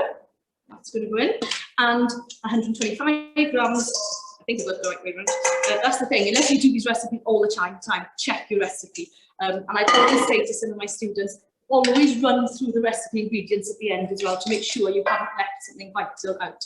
It's easy to do, and sometimes the more familiar you are with the recipe, the more inclined you are to do it off from memory. And then, you know, if you're distracted or the phone goes or whatever, you can leave something crucial out. And that's a shame. It's a waste of ingredients. So I'm using a spoon here to start with because the brown sugar tends to get quite clumpy. So I'm going to just use the back of the spoon against the base and side of the pan, just to knock out any lumps from the mixture. And then I'm going to give it a bit of a whip with a whisk, just to fluff it up a little bit. And at the same time, I'm just going to give this a little stir because as the water, let's turn this lighter. We want the water now to start evaporating, hitting the pan and melting the chocolate. So that's what we've got at the moment. So I'm just going to remove that, and we did have a whisk. Here we go. So now we're just going to go in with a whisk, where you get lovely biceps. Do you prefer doing it by hand then, Lisa, rather than using like a kind of a machine version like KitchenAid or a blender? If I was at home and I was doing it for myself, I would do it in a KitchenAid. I think it shows the process, and you understand the processes involved a lot more if you start doing it by hand. And obviously, if you're going to do it for a coffee shop, which I'm often doing these days, then you want to increase the volume and the quantity, so you wouldn't want to do it by hand. But I think by starting off by hand, it just gives you a feel, and it just feels so much more sort of involved and less industrial. And especially with things like making bread and that sort of thing. And it gives you a feel for what it should look like. And the other important thing, I think, and I always say this to my students as well, when you weigh all your ingredients out, I work in grams. So we have how much have we got here? 130 grams of flour there. And sometimes if I've got a class of 10, I can just look over the bowls and one of them might have doubled that. I instantly know that's 130 grams. And it's useful when you weighed it out like this for one quantity of a cake or brownie or whatever you're making, register what it looks like, because next time you still have to weigh it out, but you know instinctively whether you've made an error, and that's useful to do, useful to know. Well, that's really good news. We've just got in the chat there that the Pembrokeshire College students are cooking along with you, Lisa. Oh, excellent. Yeah. No pressure then. And you didn't have a look at their flour to check they had the right amount? No, Maybe I didn't. I didn't. But all of you, have a look. If it looks about like that, you're doing okay. Yeah. You'll see when the results come in. What's that, sorry, when they've Neil? baked it off, you'll be able to. I was just saying, if they will, you'll be able to see if they've used the right quantities when the products are finished. Yeah, I will. They're doing a live video of their cooking. Oh, excellent. Also, if any of the schools or the students have any questions for any of the chefs, please put them in the chat and we'll raise them for you. Now then, that's the chocolate. Can you see how lovely and silky smooth that looks? Okay. Oh, it is lovely. It smells lovely as well. I'm sorry you can't smell it. The students can. So what we do now, we let that to cool a little bit, okay? Because obviously we've got eggs in here, and hot stuff and eggs tend not to do so well together. Not very hot chocolate. Anyways, we'll just allow it to cool a little bit, give us a little bit more of a whip, and then I'll just show you that we will get those spare eggs out of the way. I've got some cocoa powder, so it's 3 tablespoonfuls of cocoa powder, and what did I say, 130 grams of plain flour. But the order is, what I tend to do, I put them in order. I've got my butter and my chocolate, and they go in the bain-marie. We've got the eggs and the sugar, and then I keep those together, and then we've got the dry ingredients. So we've whipped together the eggs and the sugar. We're now going to go in then with the chocolate. I tend to just go around the edge like that. Again, it just doesn't put all the hot chocolate in one big lump in the middle. How many spoon makers do we have? Right, and then a spatula, just clean down the bowl. We leave that there for a second, and then we're just going to mix this in with all these lovely ingredients in there. It's not going to turn out badly, is it? Let's be honest. Okay, and then we'll get rid of the whisk. And we're going to put in the flour and the cocoa powder. Now, flour these days tends to come quite free-flowing. It doesn't lump up like it used to do. Regardless of that, I'm going to put it in the whisk because I also want to, and I always say cocoa powder. It really does settle in pots, and it's quite lumpy. And the last thing you want is a lump of cocoa powder, you know, the base of the cake or in your biscuit. So we're just going to sieve that in, just to get rid of the lumps. The lumps are just consolidated flour and cocoa powder, so you don't need to throw them, just push them through, just to make sure that they've gone in. And then back to our wooden spoon, we're just going to carefully, avoiding clouds of flour, fold the flour and cocoa powder in. Now these cookies, I call them cookies. Biscuits, I tend to think of as the British type, you know, the custard creams, the ones that have a crunch, the ones that will snap. These don't snap. These are your sort of the classic, I hate to say it, you know, the back of the supermarket where they sell them in packs of 5 and they're crispy on the outside and gooey in the middle. More the American style, I think, cookie. And they will be nicely cracked on top, just like a brownie, in fact. Okay, and there we go. So I'm just making sure I'm cleaning down the sides of the bowl so we don't have any surprise discoveries of flour and cocoa. And I like to clear up as I go. That was my grandmother's tip. Don't put it down, put it away. If you put it away instantly or put it in the sink or in the dishwasher, then you've always got a reasonably clear surface. And we are going to make some of our cookies. So I've got an oven tray, and I tend to use these silicone because it's quite sort of sustainable. You can just wash them, use them again. It saves on greaseproof paper and such. And a good way to get, I'm sure you've all seen Paul Hollywood on the old Bake Off, and he always says 15, 16, 20, identical, okay? And that's the thing. I think chefs always like, it's not about what they do, they want them to look the same, whether they're chopping carrots, whether they're chopping swede, and cookies and cakes, just the same. Okay, so I'm going to use an ice cream scoop, okay? That helps me to get every cookie the same size. So I'm just going to take a scoop and scoop it on. And don't forget these spreads in the oven, so you don't put them too close together. I would be cautious and maybe put 4, maybe 5, depends on how big your tray is, on one tray. How's the school keeping up? Am I going too fast? How are we doing, Pembrokeshire College? Can someone unmute and give us an update, please? I don't know if they can actually hear me. So I can see them, but I can't see the. They can hear, I think. I think they're just so engrossed in what they're doing.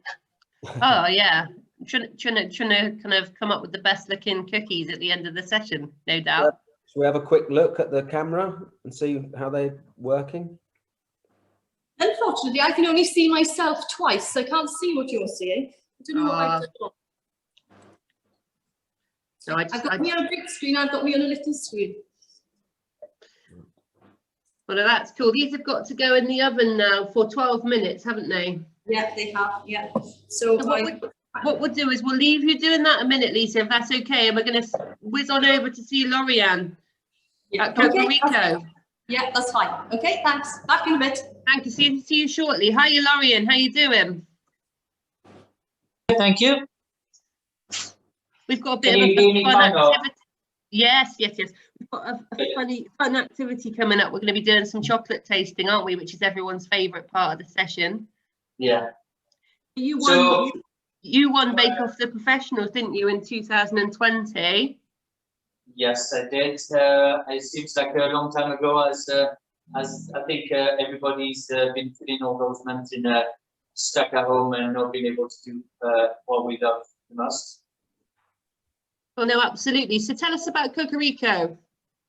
So Cocorico is the fiduciary that I've set up 11 years ago, and we went from strengths to strengths, and then at Christmas time I actually decided that I was going to close the shop as it was until now, and so since January we've been just running up from this little kitchen, just two of us, and we do orders only online, and I'm also working to develop a range of chocolates, chocolate bonbons, and I've been part of the Valrhona Circle V, which means that I'm mainly using Valrhona and not really any other brand of chocolates, and I've been working with Valrhona chocolate for about over 20 years, and it's something that for me is quite important because I'm from the same region where the chocolate is made,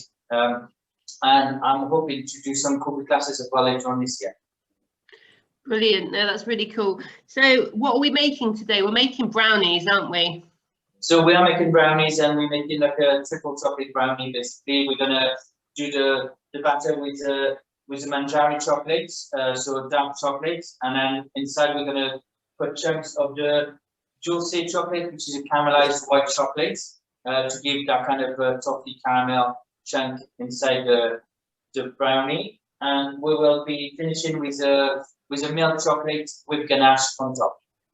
Lovely.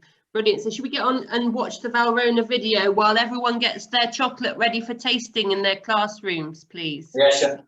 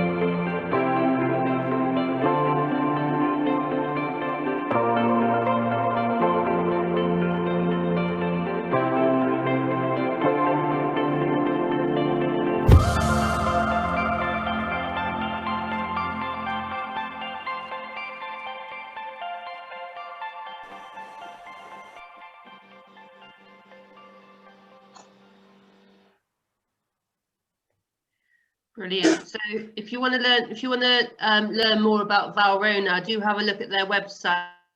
We're actually doing a competition at the moment because there is a massive shortage of pastry chefs, isn't there, Lorianne?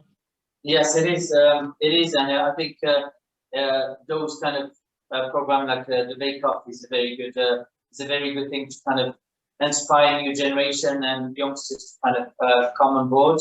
And I think a lot of places, more and more, you can see patisserie open up around UK. There's loads of wonderful independent businesses, as well as all the big hotels, mainly around London area. But then it's a lot of the big hotels for actually big pastry section require, you know, around 15 pastry chef, and they all kind of seem to struggle to find pastry chef around at the moment.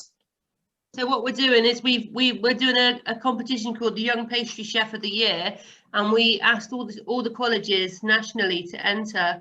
And now Neil, who you met earlier, Neil Rippington, and Jamie Hutton, who's the president of the UK pastry team, have whittled the entries down to the final 20, and those 20 need to make an entremet, which is a kind of a cake, and come up with a great idea of an entremet, and then they'll be whittled down to a further 8 finalists that will all meet at West London College to compete against each other and then win stages in the top pastry kitchen. So we'll tip you off who those 8 are, Lorianne, and maybe send some over to you as well.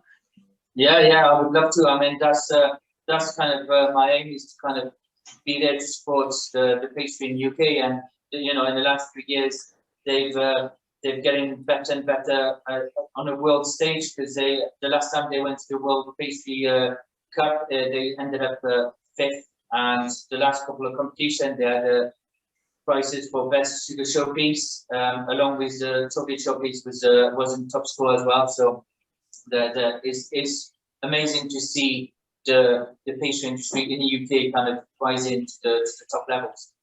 Brilliant, excellent. So should we get on and do our chocolate tasting then? What 3 varieties do you have there? So we have 3 varieties, and the first one we have is a dulce rum chocolate, and this is a caramelized white chocolate, and they were created. It went on market in 2012, so no more than less than 10 years old basically, and it came from an accident from Federico, who was kind of melting the white chocolate and realized that by leaving it a little bit too long, the milk protein of the chocolate actually started to caramelize and give that sweetness and caramel flavor that you get from the dulce. And I like to start with a white or the weaker chocolate, so you get to build on flavor. If you were starting with a dark one, you wouldn't be able to taste the rest as well as the other way around.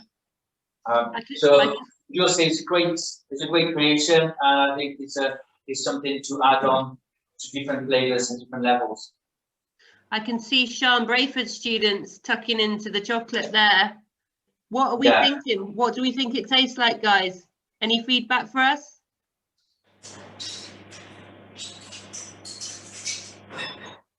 What would you like to say? They're overwhelmed. Well, it was delicious. I think all of us can agree we really enjoyed that one. That's actually my favourite. They might want to keep a little bit for the end, because maybe the dark chocolate might not be for everyone's taste. But then after that we got the Vaihibe, which is a milk chocolate, and it's one of the strongest, the highest cocoa content you can get for milk chocolate couverture. This one is a 46%, and the chocolate is from Dominican Republic, and you get some good cocoa flavor as well as a milky part of it. I really like to work with it because I'm more of a dark chocolate person, and I found the Vaihibe it's got a lot more body and not as much sugar than other milk chocolates. Brilliant. What do we think of that one then? especially something like this is a topic to work with for mothers, because you're gonna mix it with some cream and mix it with other ingredients, and it's gonna take a chocolate flavor. If you were having something in the region of the 34% cocoa content, then you would dilute it so much more, and you would lose that cocoa flavor than you want to get from the chocolates. Excellent. The, So the cocoa flavour is actually bitter, isn't it, Lorion? So Sorry? the flavour of cocoa itself is bitter. It can be bitter. It can be bitter. Find the very high cocoa percentages, you know, quite difficult because maybe their tongue, their taste is more familiar with the sugar and the cream. Exactly.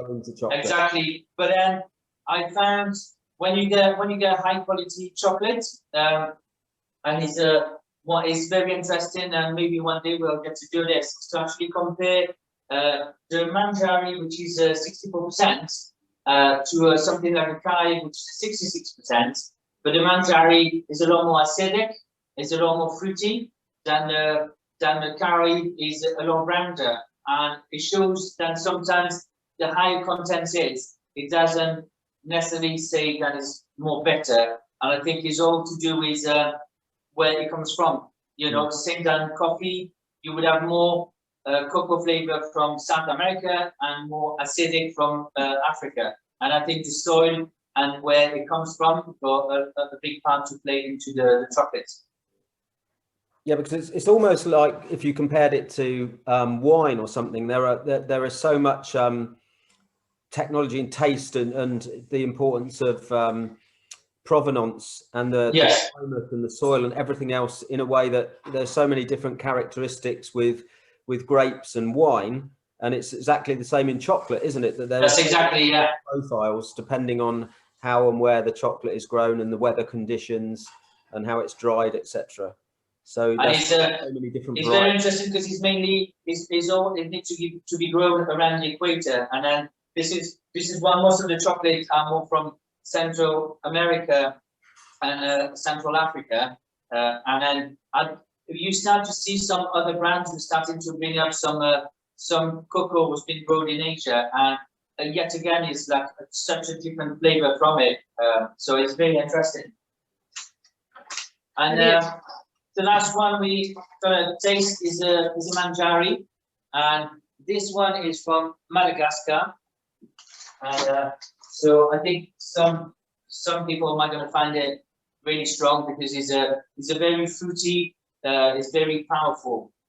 This is something that we use regularly here for raspberry and chocolate ganache.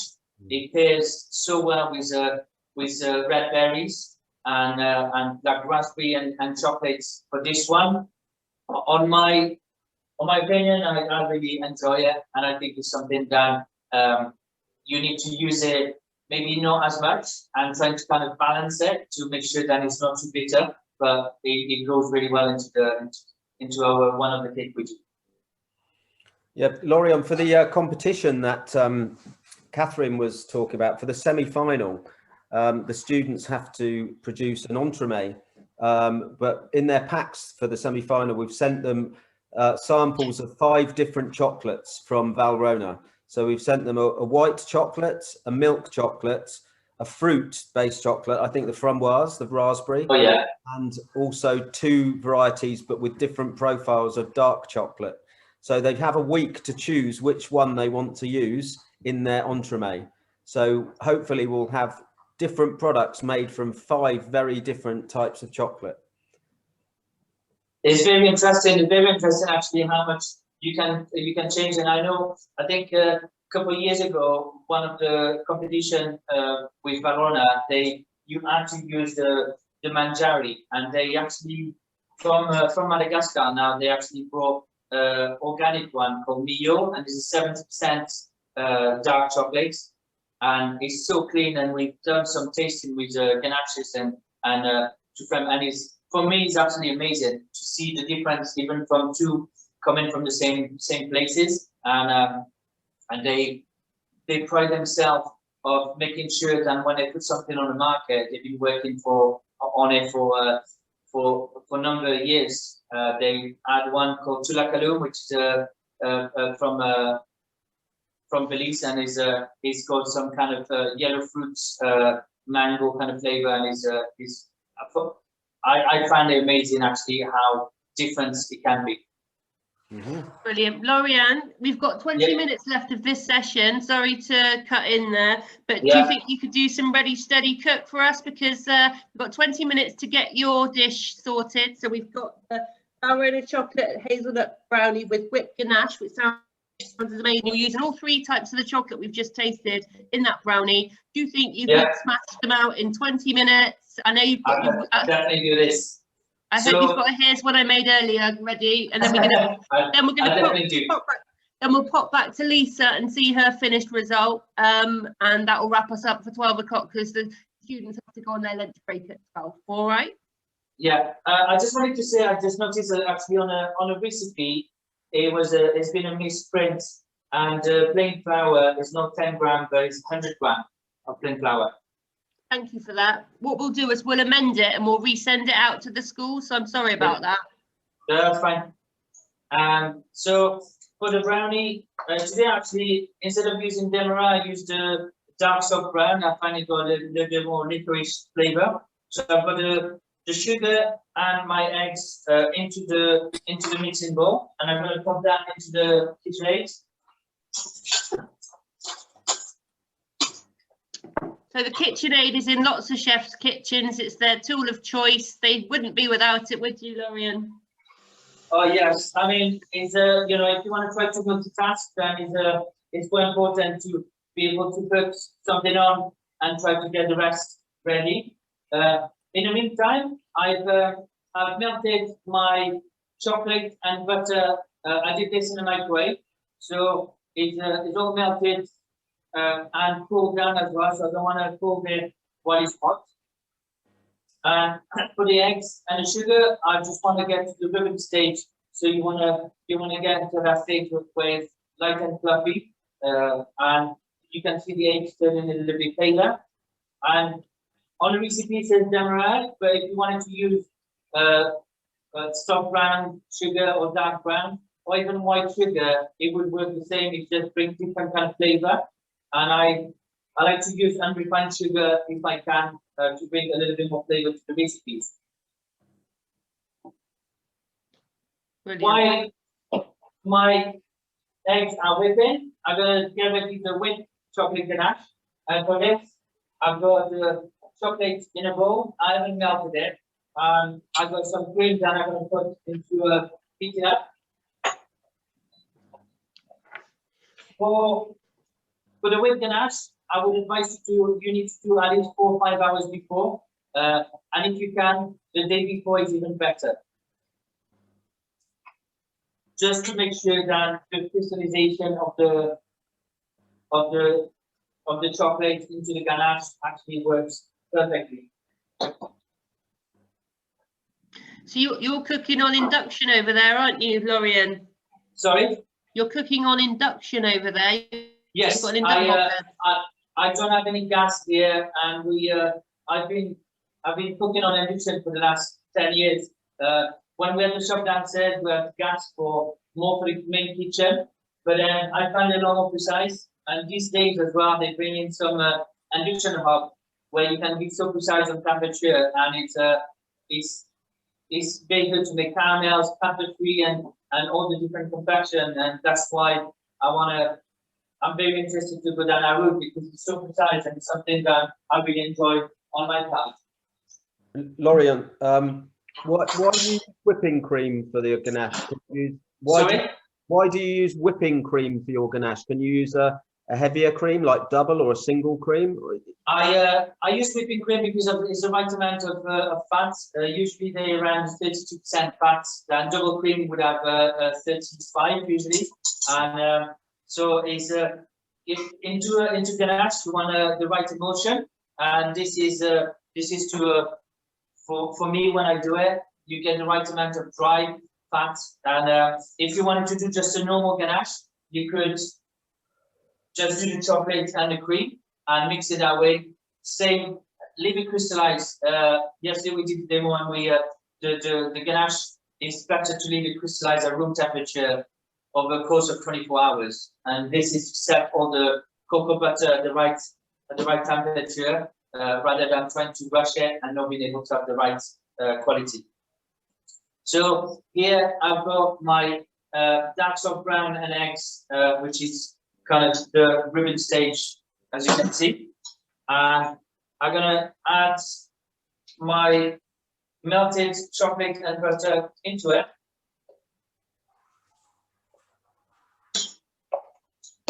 And I'm just gonna start folding the chocolate into my egg mix. And on the recipe, you can see that you got roasted hazelnuts. And the reason is I always kind of roast the nuts before putting it into a batter, because once it's in, you're never going to get that good flavor of roasted that you would get in otherwise.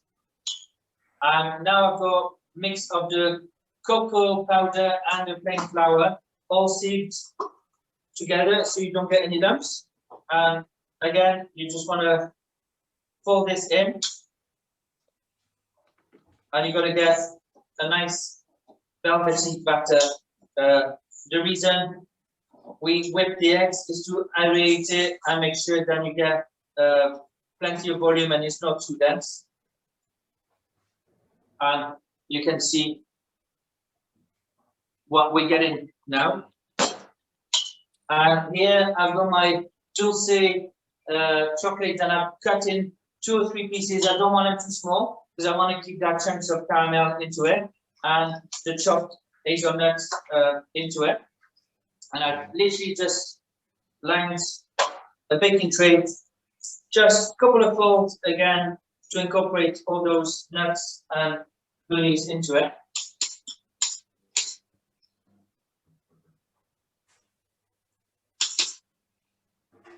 And this is going to be ready to go into an oven at 160 for about 25 minutes. Here, the recipe I make is actually half of what it is, so that's why it's a smaller tray. Just because otherwise I'm going to be eating chocolate brownie for the next few weeks, and I'm trying to kind of cut down on this bit. So this will go into the oven. And we're now going to do the whipped ganache. So we've got the cream into 2 parts. And so we've got the solid chocolate, we've got the cold cream, and we also got the hot cream, which coming up now.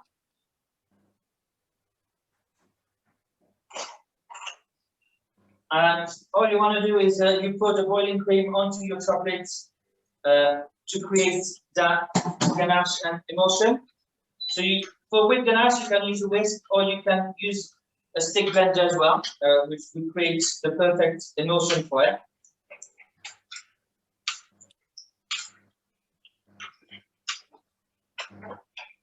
And once you got the right emulsion with the stick blender, maybe easier.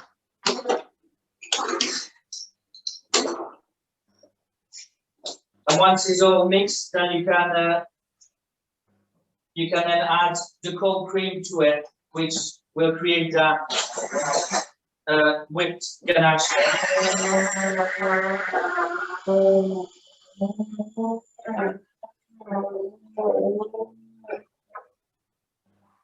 So you'll see this is quite liquidy, and basically it's just a whipped cream with chocolate into it.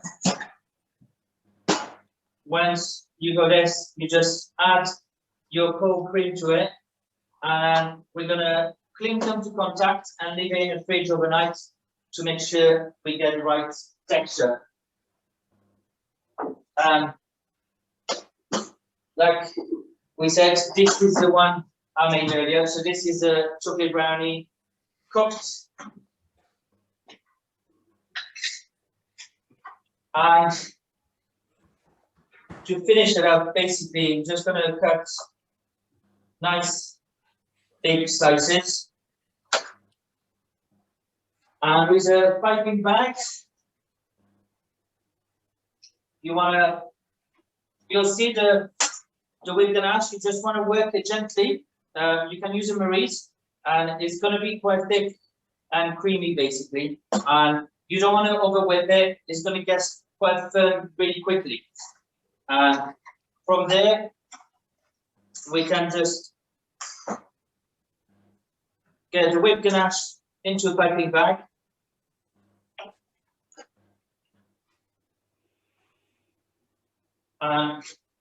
You can decorate as you want. The students will get piping bags part of their kit when they go to college, won't they, Neil? Yeah, normally it comes with the knife set. Yeah, so you get a piping bag and a various sets of nozzles to go with that as well. So, and this is my chocolate brownie. Take these a whip ganache, and you get some chocolate chunks and some lovely roasted hazelnuts into it. So you get great texture of gooiness and crunchiness and sticky from the caramel from the jewel-set chocolate. Lorian, would it be possible for you to do maybe a close-up of the way that you piped your ganache onto the sure. brownie? Because that's really I'm just impressive. So the way I pipe already, you need to see is actually, if I can. So I've got a special nozzle which is slotted like this. But then, if you wanted, you could use, if you got disposable piping bag like this, and to actually cut this shape for the tip. So when you open it, and suddenly you will get the right shape for it. After that, it's all down to gonna get a little bit firmer, just to make sure.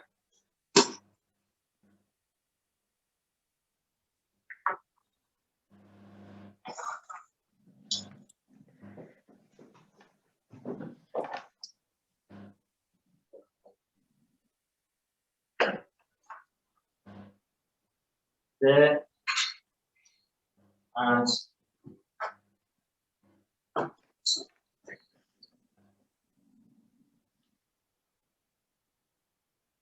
great. And basically you want to go. Wonderful. It's really a lot harder than it looks, though, isn't it, Lorian? You know, you need to practice. Yeah, especially when you're on your tiptoe and trying to raise it high. You've done very well there. Sorry to give you such a challenge, but that's okay. But then you can use like little crisp pearls and gold leaf, and loads of different kind of different textures to go on top. And this went down a treat at home, and I wanted to do something quite simple for everyone to be able to do at home, and utilize the 3 chocolate from Valrhona. That's brilliant. Thank you very much. Brilliant. So do you have children then, Lorian? Do you have children? Sorry? You have children at home? Yes, I do have children, yeah. Well, so they'll be very lucky. They'll be eating the chocolate brownies and for a few days. Yeah, I mean, I do tend to bring quite a few goodies, especially now we are working on developing a range of different chocolates. So even myself, I'm doing some covered nuts, and I've also done some crunchy cone coated in dark chocolate, then milk chocolates, because I've got a canning machine. So yeah, at the moment I'm bringing a lot of chocolates at home. Brilliant. So we are going to amend that recipe card, and we're going to send it out to the schools this afternoon when we send out our evaluation form of this event. So what we'd like you to do, schools, is give us some feedback. Did you enjoy the recipes? Did you enjoy tasting the different products? We want to hear from you, what you enjoyed about it, what you'd like to see next time. And we'll choose a winner with the best feedback to receive afternoon tea delivered to their school, made by the students at Pembrokeshire College. So we'll send the feedback forms to you. If you can kindly fill them out, that would be fantastic. Thank you. So we're going to nip back to Lisa now. Lisa, have you finished? I have finished. I've been enjoying watching that. So it's like a bit of a ballet, isn't it, watching Lorian work? You know, not that it's not with anyone else, but he's just so precise and so, you know, it's just amazing to see the ingredients. And we've got the fantastic cookies. What are these then? So if I hold one of these up for you, you can see what they look like. They're really nice and cracked. Wow. The one thing we didn't do before we cut off last time, I showed you the ingredients and I had the lovely sea salt before putting them in the oven, so that the flakes stick to the chocolate. I just took a piece and scrunched it between my fingers and let little flakes to land on the cookies and settle in the batter. It's important then to let them to rest and cool on the mat before you pick them up, because they're the type it's shiny and crispy and browny like on the outside, but underneath it's quite nice and gooey, and of course they're going to stick slightly. If you try and take them off when they're still hot, you might end up in a bit of a mess. But the other product from Pembrokeshire Sea Salt Company was the salted caramel. Salted caramel can be quite thick and gloopy, and it's difficult to get it to look neat. It's okay if you put it on the side of the plate and sort of draw a line through it. But I'm the other extreme here. I've gone for a teeny weeny little icing bag. I've filled it. I haven't put a nozzle in because all I want to do is, rather than just randomly put the caramel on top, I want to do it in a more precise way to make them look neater. So I've filled my little icing bag.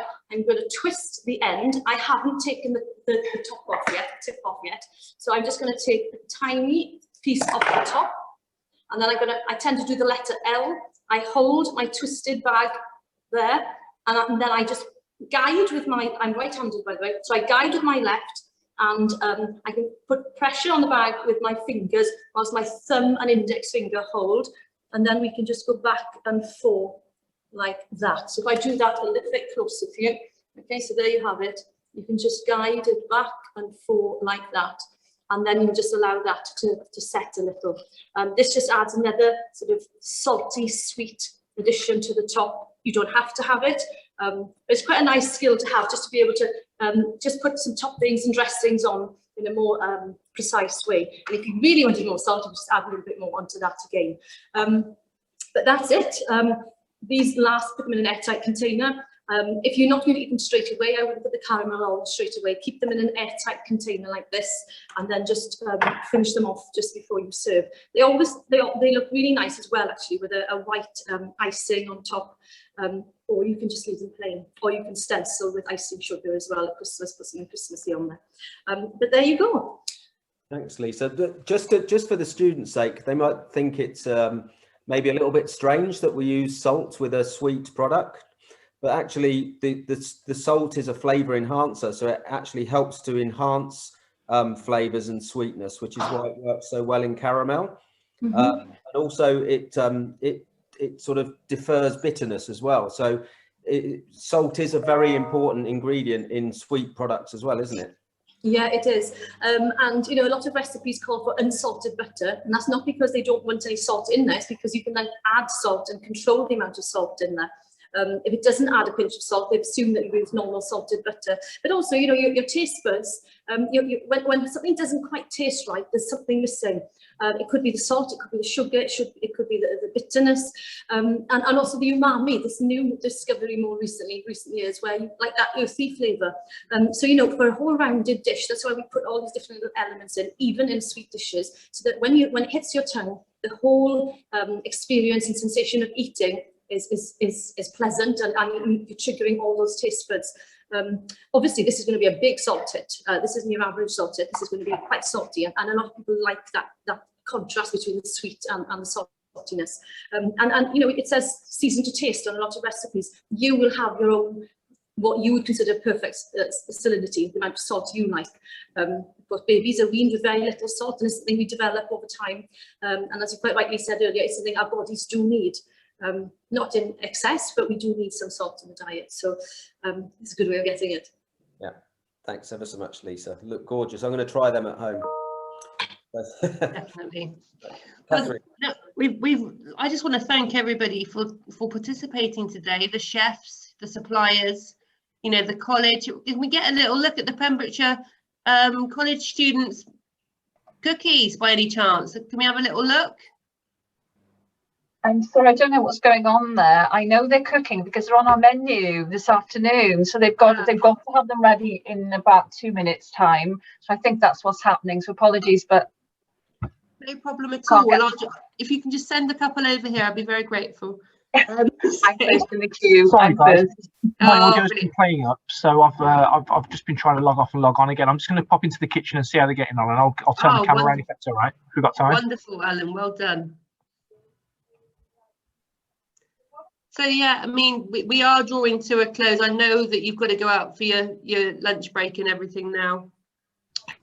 Hopefully we'll pop back into the kitchen, but by all means let us know the feedback. You know, we'll send through the evaluation forms. If you need to know anything about the college, by all means, you know, we'll send out the contact details for you to get your careers or teachers to contact the college if you want to know about, you know, availability for courses starting this September. You know, if you're thinking of if you're finishing soon, that would be great. Or if you just want to have a visit potentially when the restrictions are lifted and you're allowed again. But no, yeah, absolutely, anytime. Okay, good luck with your results as well. I hope everybody gets what they need, but it's not the end of the world if you don't, because there are always options, as Wendy and the team mentioned earlier. Indeed. Definitely. Brilliant. Okay. There we are. I think we're in the kitchen now, Catherine. I think Alan he appeared for a second. There he is. Wonderful. Are you looking, Lisa? There we are. Can we spotlight Lisa? Can we spotlight Lisa, please, for her feedback? Guys, you'll have to hold the cookies up to the camera. You pop them down there. They're good enough for them. So these have actually gone on the menu today, Lisa. How about that? That's brilliant. Excellent. They look good from here. Yeah, these are our level 1 students that have produced these today for us. So, so they've done really well with it. We've got more in the oven as we speak. That's brilliant. So we can all tuck in. You tell us. Sorry, Moyle. Brilliant, guys. Well, no, thank you very much. We're going to wrap it up there for now. Hopefully next year we'll be able to invite you to the college for a similar event. But yeah, no, thank you all for participating. We'll send all the recipes out. Have a great day, and we hope to see some of you in September or in the coming years if you're in the younger years. But hospitality and catering, there's a whole world of opportunity out there for you, and we will see you again. Take care. Thank you. Bye, everyone. Bye.